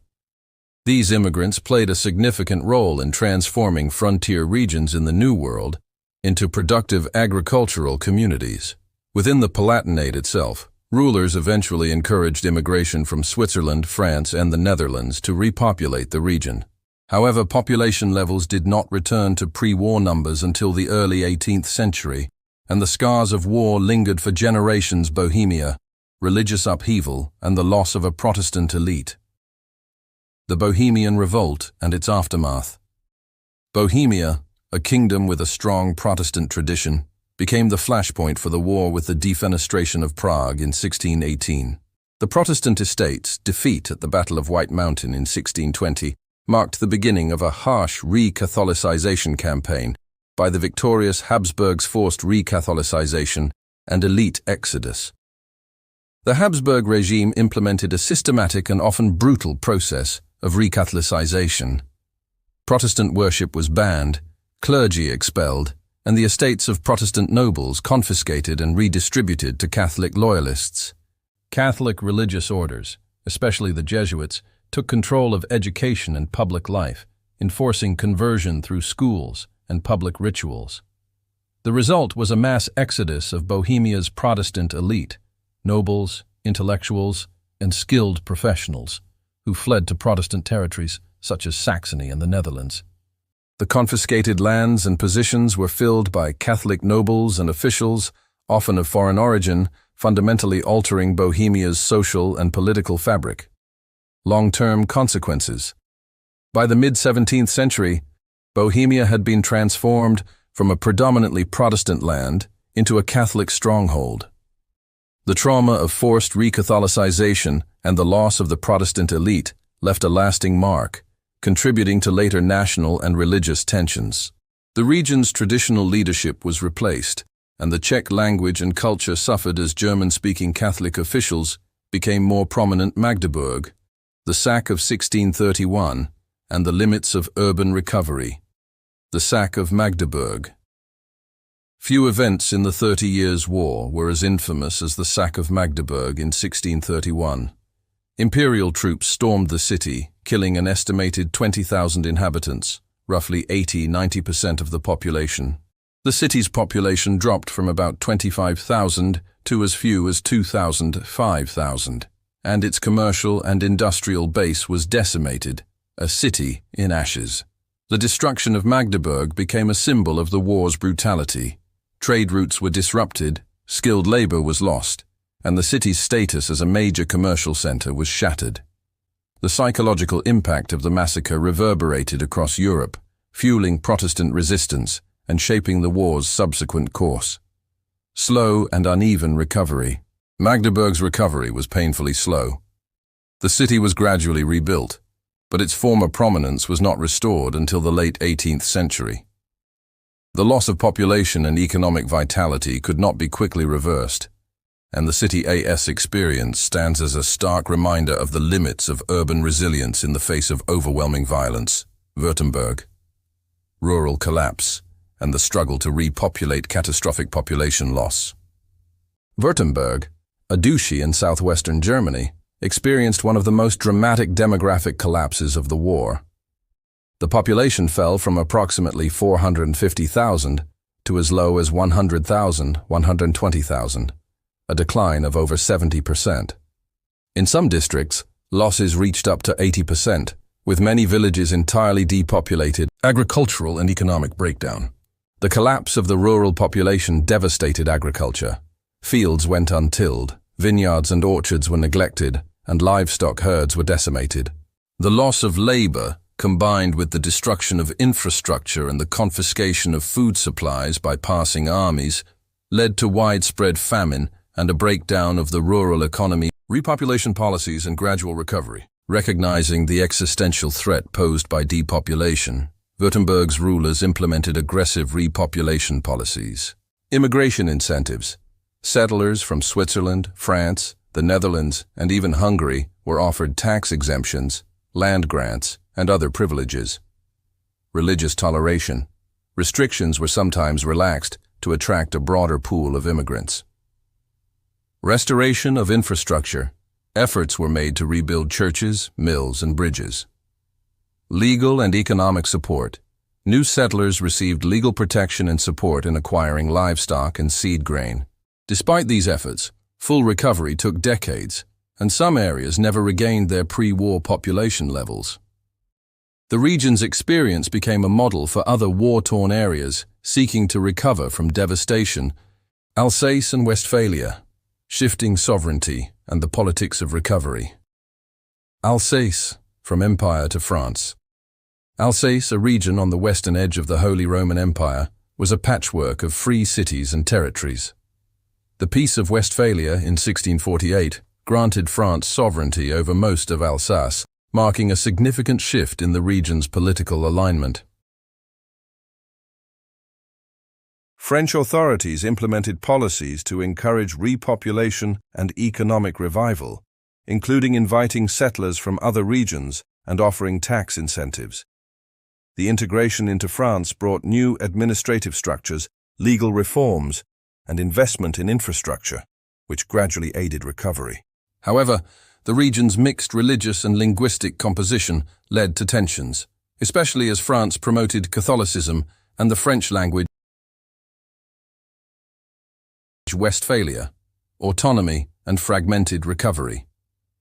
Westphalia, a region in northwestern Germany, suffered from the war's devastation, including occupation by various armies and widespread destruction. The Peace of Westphalia confirmed the sovereignty of the various Westphalian principalities and cities, reinforcing the principle that each ruler had exclusive authority over their territory. The confirmation of local sovereignty allowed rulers to focus on rebuilding their territories, often through policies to attract immigrants, restore agriculture, and revive trade. However, the region's political fragmentation made coordinated recovery efforts difficult, and some areas recovered more quickly than others, depending on the resources and policies of local rulers. Comparative statistics. The uneven toll and recovery region population loss, %, economic impact recovery timeline, key recovery policies. Palatinate 50-60 infrastructure ruined early 18th century immigration incentives. Bohemia. 33 elite exodus, labor loss. Slow, some areas never fully recovered. Forced re-Catholicization, land redistribution. Magdeburg 80-90, city. Urban economy destroyed. Late 18th century rebuilding. Trade revival. Württemberg 70+ agricultural collapse. Mid-18th century land grants. Tax breaks. Alsace 2030. Disruption, less severe. By late 17th century political stabilization, Westphalia. Up to 40, trade agriculture loss. Uneven, some towns quick Peace of Westphalia. Local initiatives, export as CSV. The demographic and economic devastation of the 30 Years' War was unprecedented. Recovery was slow and uneven, shaped by local policies, migration, and the broader political settlement of 1648. The war's legacy included entrenched regional disparities and a reshaped demographic landscape that influenced European development for centuries. The roots of resilience. Why? Some regions recovered scholarly perspectives on regional resilience, emphasized that recovery was not automatic or uniform. Several factors shaped the ability of regions to rebound.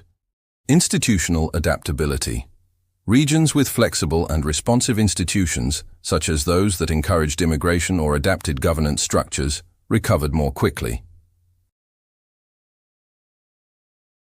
Collective action. Recovery often required coordinated public intervention, especially in providing infrastructure and stabilizing institutions.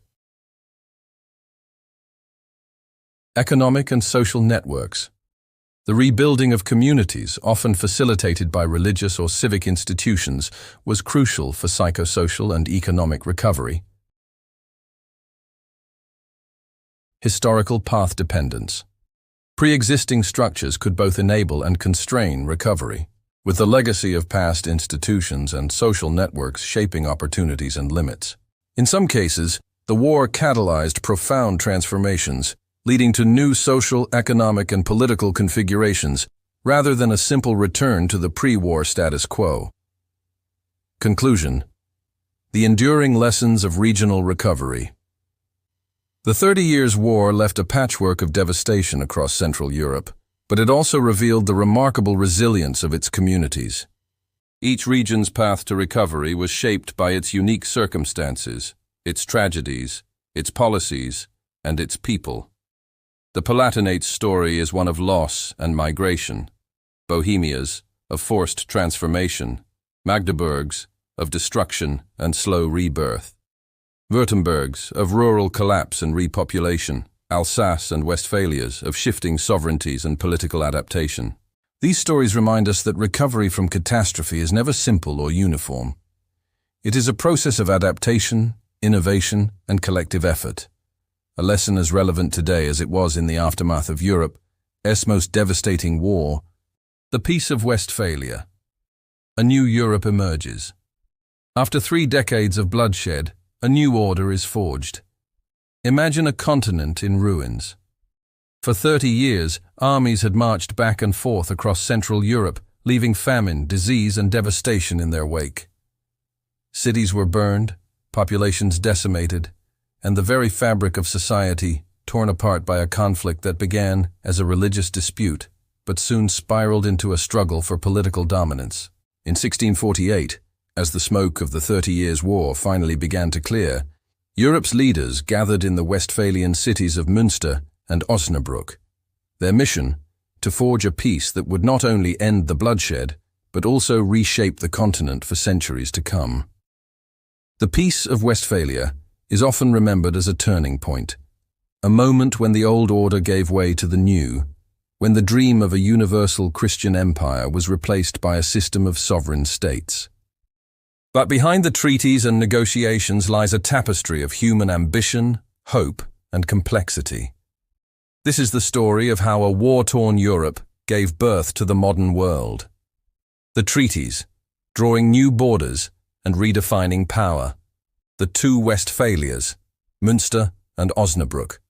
The Peace of Westphalia was not a single treaty, but a pair of major agreements, the Treaty of Münster and the Treaty of Osnabrück, signed on October 24, 1648. Negotiated over 5 grueling years, these treaties brought together 109 delegations representing 16 European states, 66 imperial states, and 27 interest groups. The scale was unprecedented. Never before had so many diplomats gathered to hammer out a peace. The negotiations themselves were a marvel of early modern diplomacy. Delegates from across Europe spent years in Münster and Osnabrück, often refusing to meet face-to-face due to religious differences. Instead, they communicated through intermediaries, written notes, and carefully staged ceremonies, a testament to both the deep divisions and the determination to find peace. Territorial adjustments, a new map of Europe. The treaties redrew the map of Europe, with significant territorial adjustments that would have lasting consequences. France's acquisition of Alsace. France emerged as one of the principal beneficiaries, gaining sovereignty over most of Alsace, including the Habsburg Sundgau, and securing the strategic cities of Metz, Toul, and Verdun. These gains not only strengthened France's eastern frontier, but also marked the beginning of its rise as a dominant continental power. Sweden's gain of Pomerania. Sweden received western Pomerania, including the important port city of Stettin, the port of Wismar, the Archbishopric of Bremen, and the Bishopric of Verden. These acquisitions gave Sweden control over the Baltic Sea and the estuaries of the Oder, Elbe, and Weser rivers, establishing it as a major power in northern Germany and the Baltic region. Dutch Republic DS independence. The Dutch Republic was formally recognized as independent from both Spain and the Holy Roman Empire, ending the 80 Years' War and confirming a status it had de facto held for decades. This recognition allowed the Dutch to emerge as a sovereign state and a major commercial and maritime power. Other significant changes included the recognition of Swiss independence, territorial gains for Brandenburg and Bavaria, and the restoration of lands to various princes and electors. The patchwork of territories and allegiances that characterized the Holy Roman Empire became even more intricate sovereignty, the fragmentation of empire. Perhaps the most revolutionary aspect of the Peace of Westphalia was its enshrinement of the principle of sovereignty. The treaties recognized the full territorial sovereignty of the member states of the Holy Roman Empire, empowering them to conduct their own foreign policy, maintain their own armies, and determine their own religious policies. This marked a decisive shift away from the medieval ideal of a universal Christendom under papal and imperial authority. The emperor's power was drastically reduced, and the empire became a patchwork of quasi-independent states. The papacy, too, saw its influence wane, as the treaties explicitly nullified any protests or vetoes by the Pope against the settlement. As one contemporary observer put it, the Peace of Westphalia established a new system of political order in Europe, based upon the concept of coexisting sovereign states. Interstate aggression was to be held in check by a balance of power. A norm was established against interference in another state's domestic affairs, known as the principle of Westphalian sovereignty, religious settlement, toward tolerance and pluralism. Legal recognition of three faiths. The 30 Years' War had begun as a religious conflict, and the question of faith was central to the peace negotiations. The Peace of Westphalia marked a significant expansion of religious tolerance within the Holy Roman Empire. Catholicism, Lutheranism, and Calvinism were all officially recognized as legitimate religions. This was a major development, as Calvinism had previously been excluded from legal recognition under the Peace of Augsburg, 1555. The treaties confirmed and extended the religious settlement of Augsburg, now including Calvinists alongside Catholics and Lutherans' rights for religious minorities. The treaties established several important rights for religious minorities: private worship and liberty of conscience. Members of religious minorities were guaranteed the right to private worship and liberty of conscience, even in territories where their faith was not the official religion. Public worship. Christians of non-dominant denominations were allowed to practice their faith publicly during specified hours. Right of emigration. Religious minorities dissatisfied with the official religion of their territory were granted the right to emigrate to regions where their faith was practiced. Restoration of property. A universal and unconditional amnesty was declared, and secular lands were to be restored to those who held them in 1618, helping to resolve disputes over church property.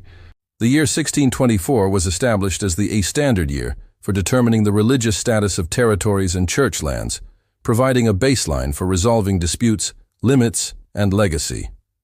While the Peace of Westphalia did not establish full religious freedom by modern standards, it did create a framework for religious pluralism within the empire. Catholics, Lutherans, and Calvinists could coexist, and religious violence was significantly reduced. The treaties set a precedent for the legal recognition of multiple faiths within a single political entity, influencing later developments in religious toleration across Europe. The measures of toleration did not extend to non-Christians in most territories, and in the hereditary lands of the Habsburgs, non-Catholics were still denied these rights. Nevertheless, the overall trend was toward greater acceptance of diversity within the empire. The papacy was so displeased with the religious settlement that Pope Innocent X declared the treaties null, void, invalid, iniquitous, unjust, damnable, reprobate, inane, empty of meaning and effect for all time. Long-term impact: the birth of the modern state system, the principle of state sovereignty. The most enduring legacy of the Peace of Westphalia is the principle of state sovereignty. By recognizing the right of each state to govern its own affairs without external interference, the treaties laid the foundation for the modern international system. This principle became the cornerstone of international law, enshrined in the United Nations Charter and invoked in debates about intervention, state responsibility, and global governance. The system of independent, territorially defined states remains the basic unit of international relations, with the Westphalian model serving as its historical foundation. The balance of power. A new diplomatic order. The Peace of Westphalia also institutionalized the concept of the balance of power as a guiding principle of European diplomacy. By ensuring that no single state, such as the Habsburgs, could dominate the continent, the treaties aimed to maintain stability through a system of counterweights.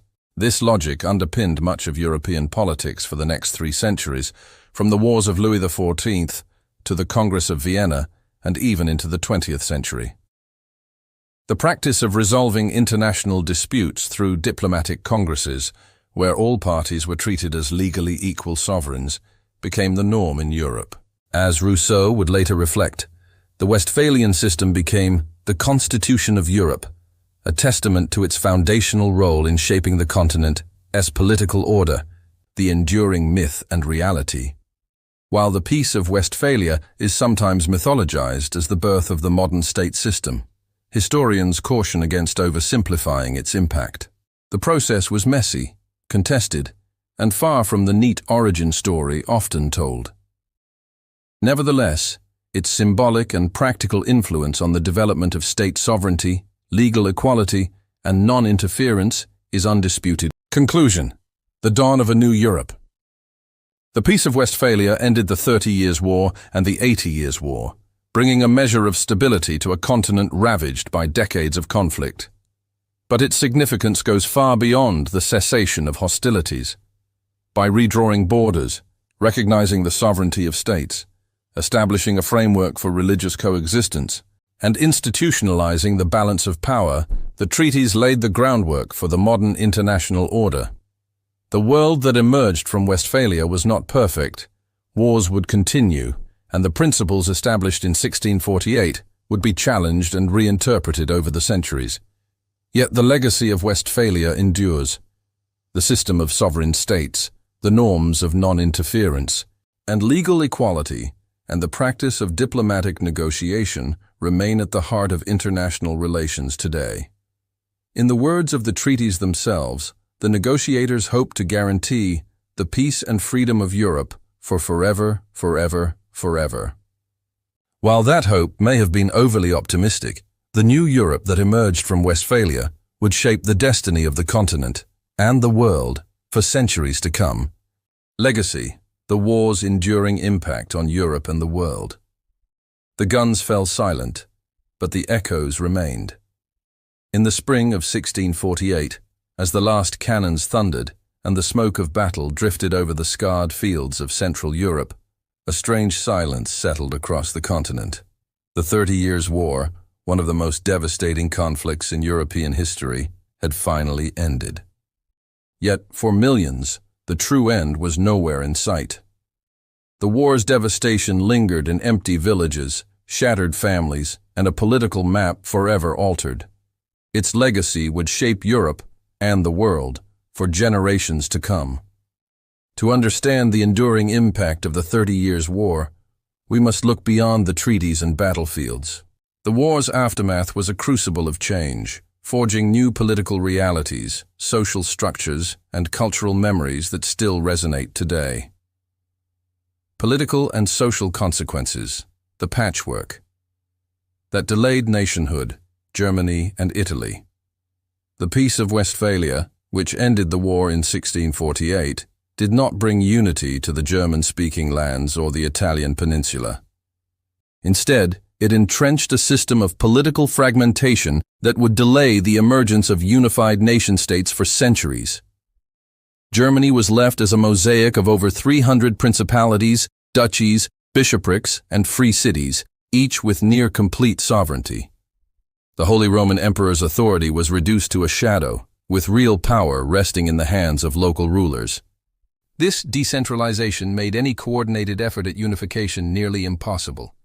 The German princes, emboldened by their autonomy, resisted centralization, and the idea of a unified German nation-state did not gain significant traction until the 19th century, when the rise of nationalism and the efforts of Otto von Bismarck finally brought unification through diplomacy and war.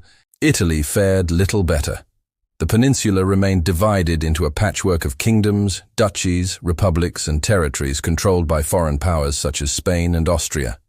The lack of a central authority, combined with geographic barriers and foreign domination, meant that Italian unification was also delayed until the 19th century, culminating in the Risorgimento. In both regions, strong feudal traditions and the absence of centralized monarchies perpetuated fragmentation, in stark contrast to the earlier unification of France, England, and Spain. The legacy of this fragmentation is still visible today in the strong regional identities that persist in both Germany and Italy. The rise of France, from battlefield to boardroom. While Germany and Italy languished in division, France emerged from the war as Europe's leading power. The Peace of Westphalia granted France significant territorial gains, including Alsace and strategic rights in Lorraine, securing its eastern frontier and access to vital trade routes. The weakening of the Habsburgs, who lost influence over the Holy Roman Empire and Spain, left France as the main continental power. France's new status was not just territorial. The treaties recognized France as a guarantor of the peace, giving it the right to intervene in the affairs of the Holy Roman Empire and formalizing its role as a key arbiter in European diplomacy. The decline of the Holy Roman Empire's central authority and the independence of the Dutch Republic and Swiss Confederation further eroded Habsburg influence, allowing France to dominate continental politics, trade, and culture. Under Louis XIV, France became the model of absolutist monarchy and cultural leadership, setting the pace for European politics and society for generations. Historians widely agree that the Peace of Westphalia marked the beginning of the French century in European affairs, economic and demographic recovery, a slow and uneven rebound. The 30 Years' War was not just a political catastrophe. It was a demographic and economic disaster, especially for Central Europe. The war, combined with famine and disease, led to massive population losses. In some German regions, up to a third of the population perished. The phenomenon of ghost villages, entire communities wiped out or abandoned, became a haunting symbol of the war's devastation. Population recovery was slow and uneven. While Western Europe, England, France, the Netherlands, saw a more robust and earlier demographic rebound, Central and Eastern Europe lagged behind.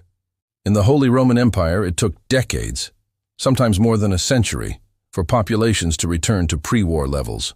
Urban growth in Western Europe was fueled by migration from rural areas, while Eastern Europe saw less mobility and slower urbanization due to the entrenchment of feudal structures.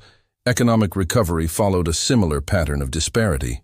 In Western Europe, the late 17th and early 18th centuries witnessed agricultural innovation, crop rotation, land reclamation, new crops like potatoes and maize, and the rise of global trade networks. The Dutch Republic, England, and France became commercial and colonial powers, benefiting from financial innovation and the growth of capitalism. In contrast, Central and Eastern Europe struggled. The devastation of the war, combined with less innovation and continued feudalism, hindered growth. The Baltic region became a key exporter of grain to the West, but this often reinforced the power of the landed nobility rather than fostering broad-based development.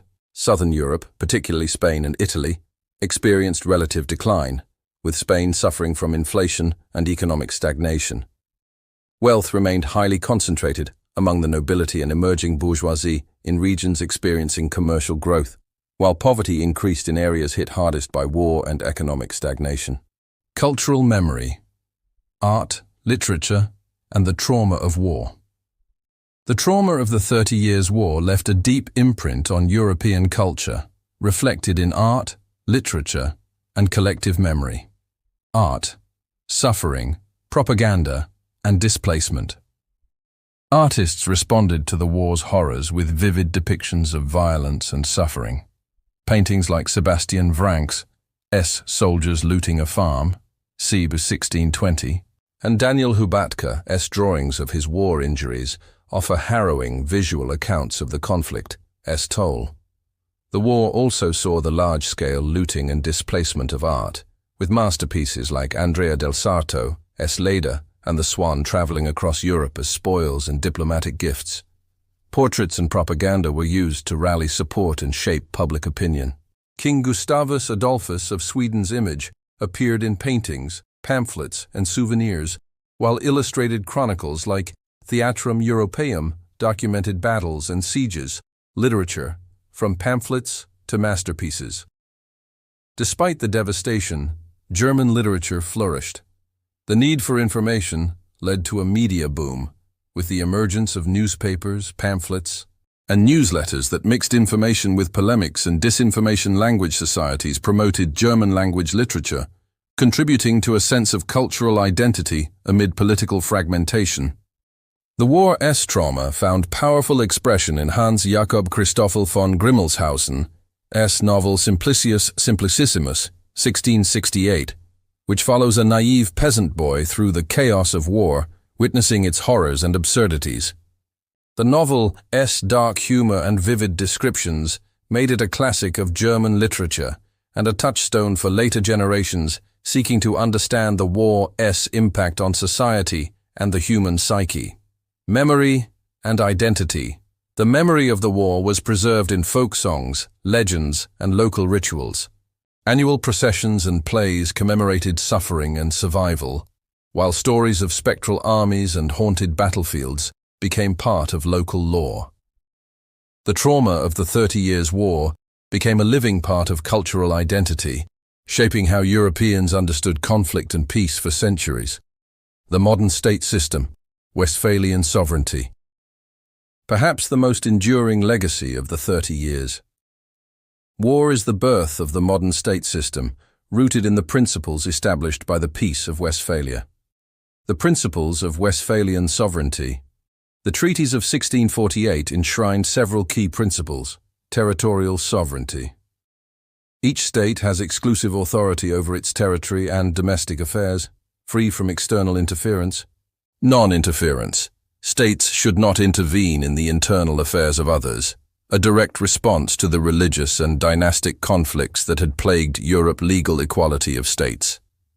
All states, regardless of size or power, are considered legally equal in the international system.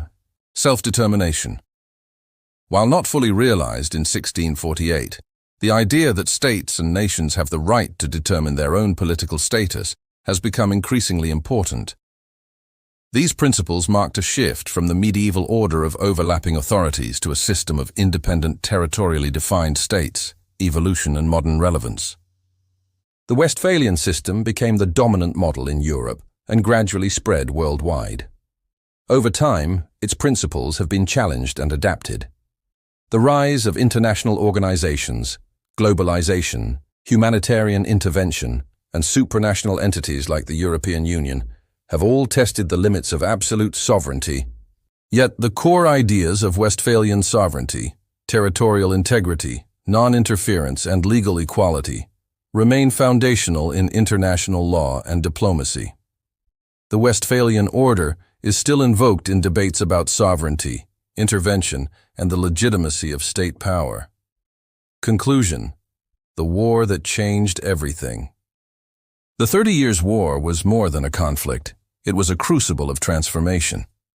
Its legacy is woven into the fabric of modern Europe, in the delayed unification of Germany and Italy, the rise of France as a continental power, the slow and uneven recovery of populations and economies, the art and literature that bear witness to trauma, and the principles of sovereignty that underpin the international system. The war's echoes can still be heard in the political map of Europe, in the persistence of regional identities, and in the very language of diplomacy.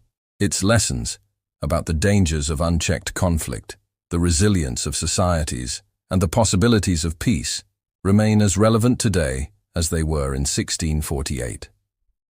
As we look back on the 30 Years' War, we see not just the end of an era, but the birth of the modern world.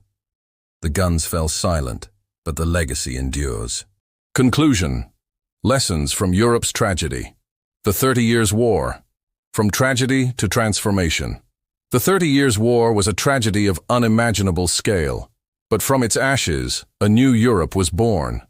Across the war-ravaged fields and ruined cities of Central Europe, the echoes of cannon fire and the cries of the dispossessed faded only slowly. For 3 decades, from 1618 to 1648, the continent endured a maelstrom of violence, suffering, and upheaval. Yet history rarely offers such stark contrasts between catastrophe and rebirth. The war's devastation was nearly total: demographic collapse, economic ruin, and social disintegration. But out of this darkness, new ideas, institutions, and attitudes emerged to shape the Europe and the world we know today. The scale of catastrophe: a continent in ruins. The 30 Years' War stands among the most destructive conflicts in European history. Its human toll is difficult to comprehend, even centuries later. Demographic collapse. Central Europe, especially the German states, suffered dramatic population losses. In some regions, as much as 40% of the population perished due to battle, famine, disease, and forced migration. Villages vanished from the map, cities shrank, and entire regions became desolate. The trauma lingered for generations, becoming part of folk memory and collective identity. Economic ruin. The war's constant demands for men, money, and material drained treasuries, destroyed infrastructure, and disrupted trade. Productive farmland was abandoned or pillaged, towns and villages burned, and crafts and industries withered. Recovery would take decades, sometimes more than a century, in the hardest-hit areas. Even in the relatively unscathed West, the economic aftershocks were keenly felt. Social disintegration. The bonds of community and social order were stretched to the breaking point. Old hierarchies crumbled. Local authorities struggled to maintain order. The war's brutality, mercenary armies living off the land, indiscriminate violence against peasants and townspeople, widespread looting, left deep scars on the social fabric. Widespread displacement and loss created a generation traumatized by violence and instability. Yet, in the face of such devastation, Europeans did not merely succumb. They adapted, endured, and ultimately transformed, confronting the roots of conflict, the dangers of intolerance and ambition. The 30 Years' War, at its core, was fueled by 2 powerful and destructive forces: religious intolerance and political ambition. The perils of religious intolerance. What began as a conflict between Protestant and Catholic rulers soon drew in virtually every major power in Europe. The inability to accept religious diversity, combined with the conviction that only one faith could be legitimate, led to endless cycles of violence and retribution. Communities were torn apart by forced conversions, expulsions, and massacres. The war stands as a stark warning of the costs of fanaticism and the dangers of using faith as a weapon. Unchecked ambition and power politics. As the war dragged on, dynastic and territorial ambitions came to overshadow religious motives. Kings, princes, and emperors saw an opportunity to expand their realms, secure their dynasties, and reshape the balance of power. Wars of religion mutated into wars of statecraft, with shifting alliances and betrayals. The suffering of ordinary people was often ignored in the pursuit of glory and gain. The war forced Europe to confront these dangers, and the solutions forged at Westphalia would have profound consequences. The Peace of Westphalia. Imperfect, yet transformative. The Peace of Westphalia, signed in 1648, was not a panacea. Its negotiations were slow, fraught, and at times deeply cynical. But it represented a new kind of diplomacy and a new vision for Europe's future. Birth of the modern state. The treaties enshrined the sovereignty of states, affirming that rulers had the right to govern their territories free from external interference. This replaced the old medieval vision of a unified Christendom with a patchwork of independent states, each master of its fate. The Holy Roman Emperor's power was sharply limited, and the papacy's dream of universal authority faded into history. The beginning of religious pluralism. The Peace of Westphalia recognized Catholicism, Lutheranism, and Calvinism as legitimate faiths within the Holy Roman Empire. While far from modern ideals of religious freedom, this was a dramatic step forward. For the first time, the principle of cuius regio, eius religio, was extended to 3 confessions, and religious minorities gained limited rights to worship and emigrate. This legal recognition of religious pluralism helped lay the groundwork for later advances in tolerance and human rights. A new era in international relations. Westphalia also set precedents for the conduct of diplomacy. The idea that states should negotiate as equals, regardless of size or power, became a norm. The principle of non-interference in domestic affairs, so central to modern international law, was born here. The balance of power would become the watchword of European politics for centuries, as states sought to avoid domination by any single power through shifting alliances and treaties. For all its imperfections, the Peace of Westphalia marked a turning point, a moment when Europe, battered by war, turned toward a future of coexistence and legal order. Enduring lessons, resilience, renewal, and the value of peace. Looking back on the 30 Years' War, we are struck not only by the scale of the tragedy, but also by the resilience of the human spirit. Out of utter devastation, Europeans rebuilt their societies and reimagined their political world. The necessity of tolerance. The war's horrors underscored the dangers of religious zealotry and the futility of forced conformity. The grudging acceptance of pluralism, however limited, was a step toward a more inclusive and peaceful Europe. Over time, the seeds sown at Westphalia would blossom into broader religious freedoms and the recognition of human rights. The limits of power. The war demonstrated the destructive potential of unchecked ambition. No single power emerged as the undisputed master of Europe. Instead, the balance of power became a guiding principle. This lesson resonates today, reminding us of the importance of limiting power and seeking cooperation over domination. The value of diplomacy and law. The Peace of Westphalia showed that even the most bitter conflicts could be resolved through negotiation, compromise, and legal frameworks. The modern system of international law, with its emphasis on sovereign equality and peaceful dispute resolution, has its roots in the Westphalian settlement. In a world still riven by conflict, the value of dialogue and the rule of law cannot be overstated. The human cost of war. Perhaps most fundamentally, the 30 Years' War stands as a testament to the suffering that war inflicts on societies. The stories of loss, displacement, and survival remind us that the costs of conflict are borne not by rulers, but by ordinary people. Their resilience, manifest in rebuilding, adaptation, and cultural creativity, offers hope even in the darkest times. The meaning of Westphalia. Today, the principles forged in the crucible of the 30 Years' War remain relevant. Westphalian sovereignty is still invoked in debates over intervention, borders, and the rights of states. The balance of power, while often challenged, continues to shape global politics. The struggle for tolerance and the recognition of diversity are ongoing. Yet, we must also recognize the limitations of the Westphalian order. Sovereignty can be used to shield abuses. The balance of power can breed suspicion and conflict. The challenge for our time, as for the people of 1648, is to build on these foundations while striving for greater justice, inclusion, and peace. Conclusion: the enduring importance of peace. As we look back on this dark chapter, we are reminded of the resilience of the human spirit and the enduring importance of peace. The 30 Years' War was a crucible that tested the limits of European civilization. Its scars are still visible in the political map, the cultural memory, and the laws that govern international relations. But its legacy is not only one of tragedy.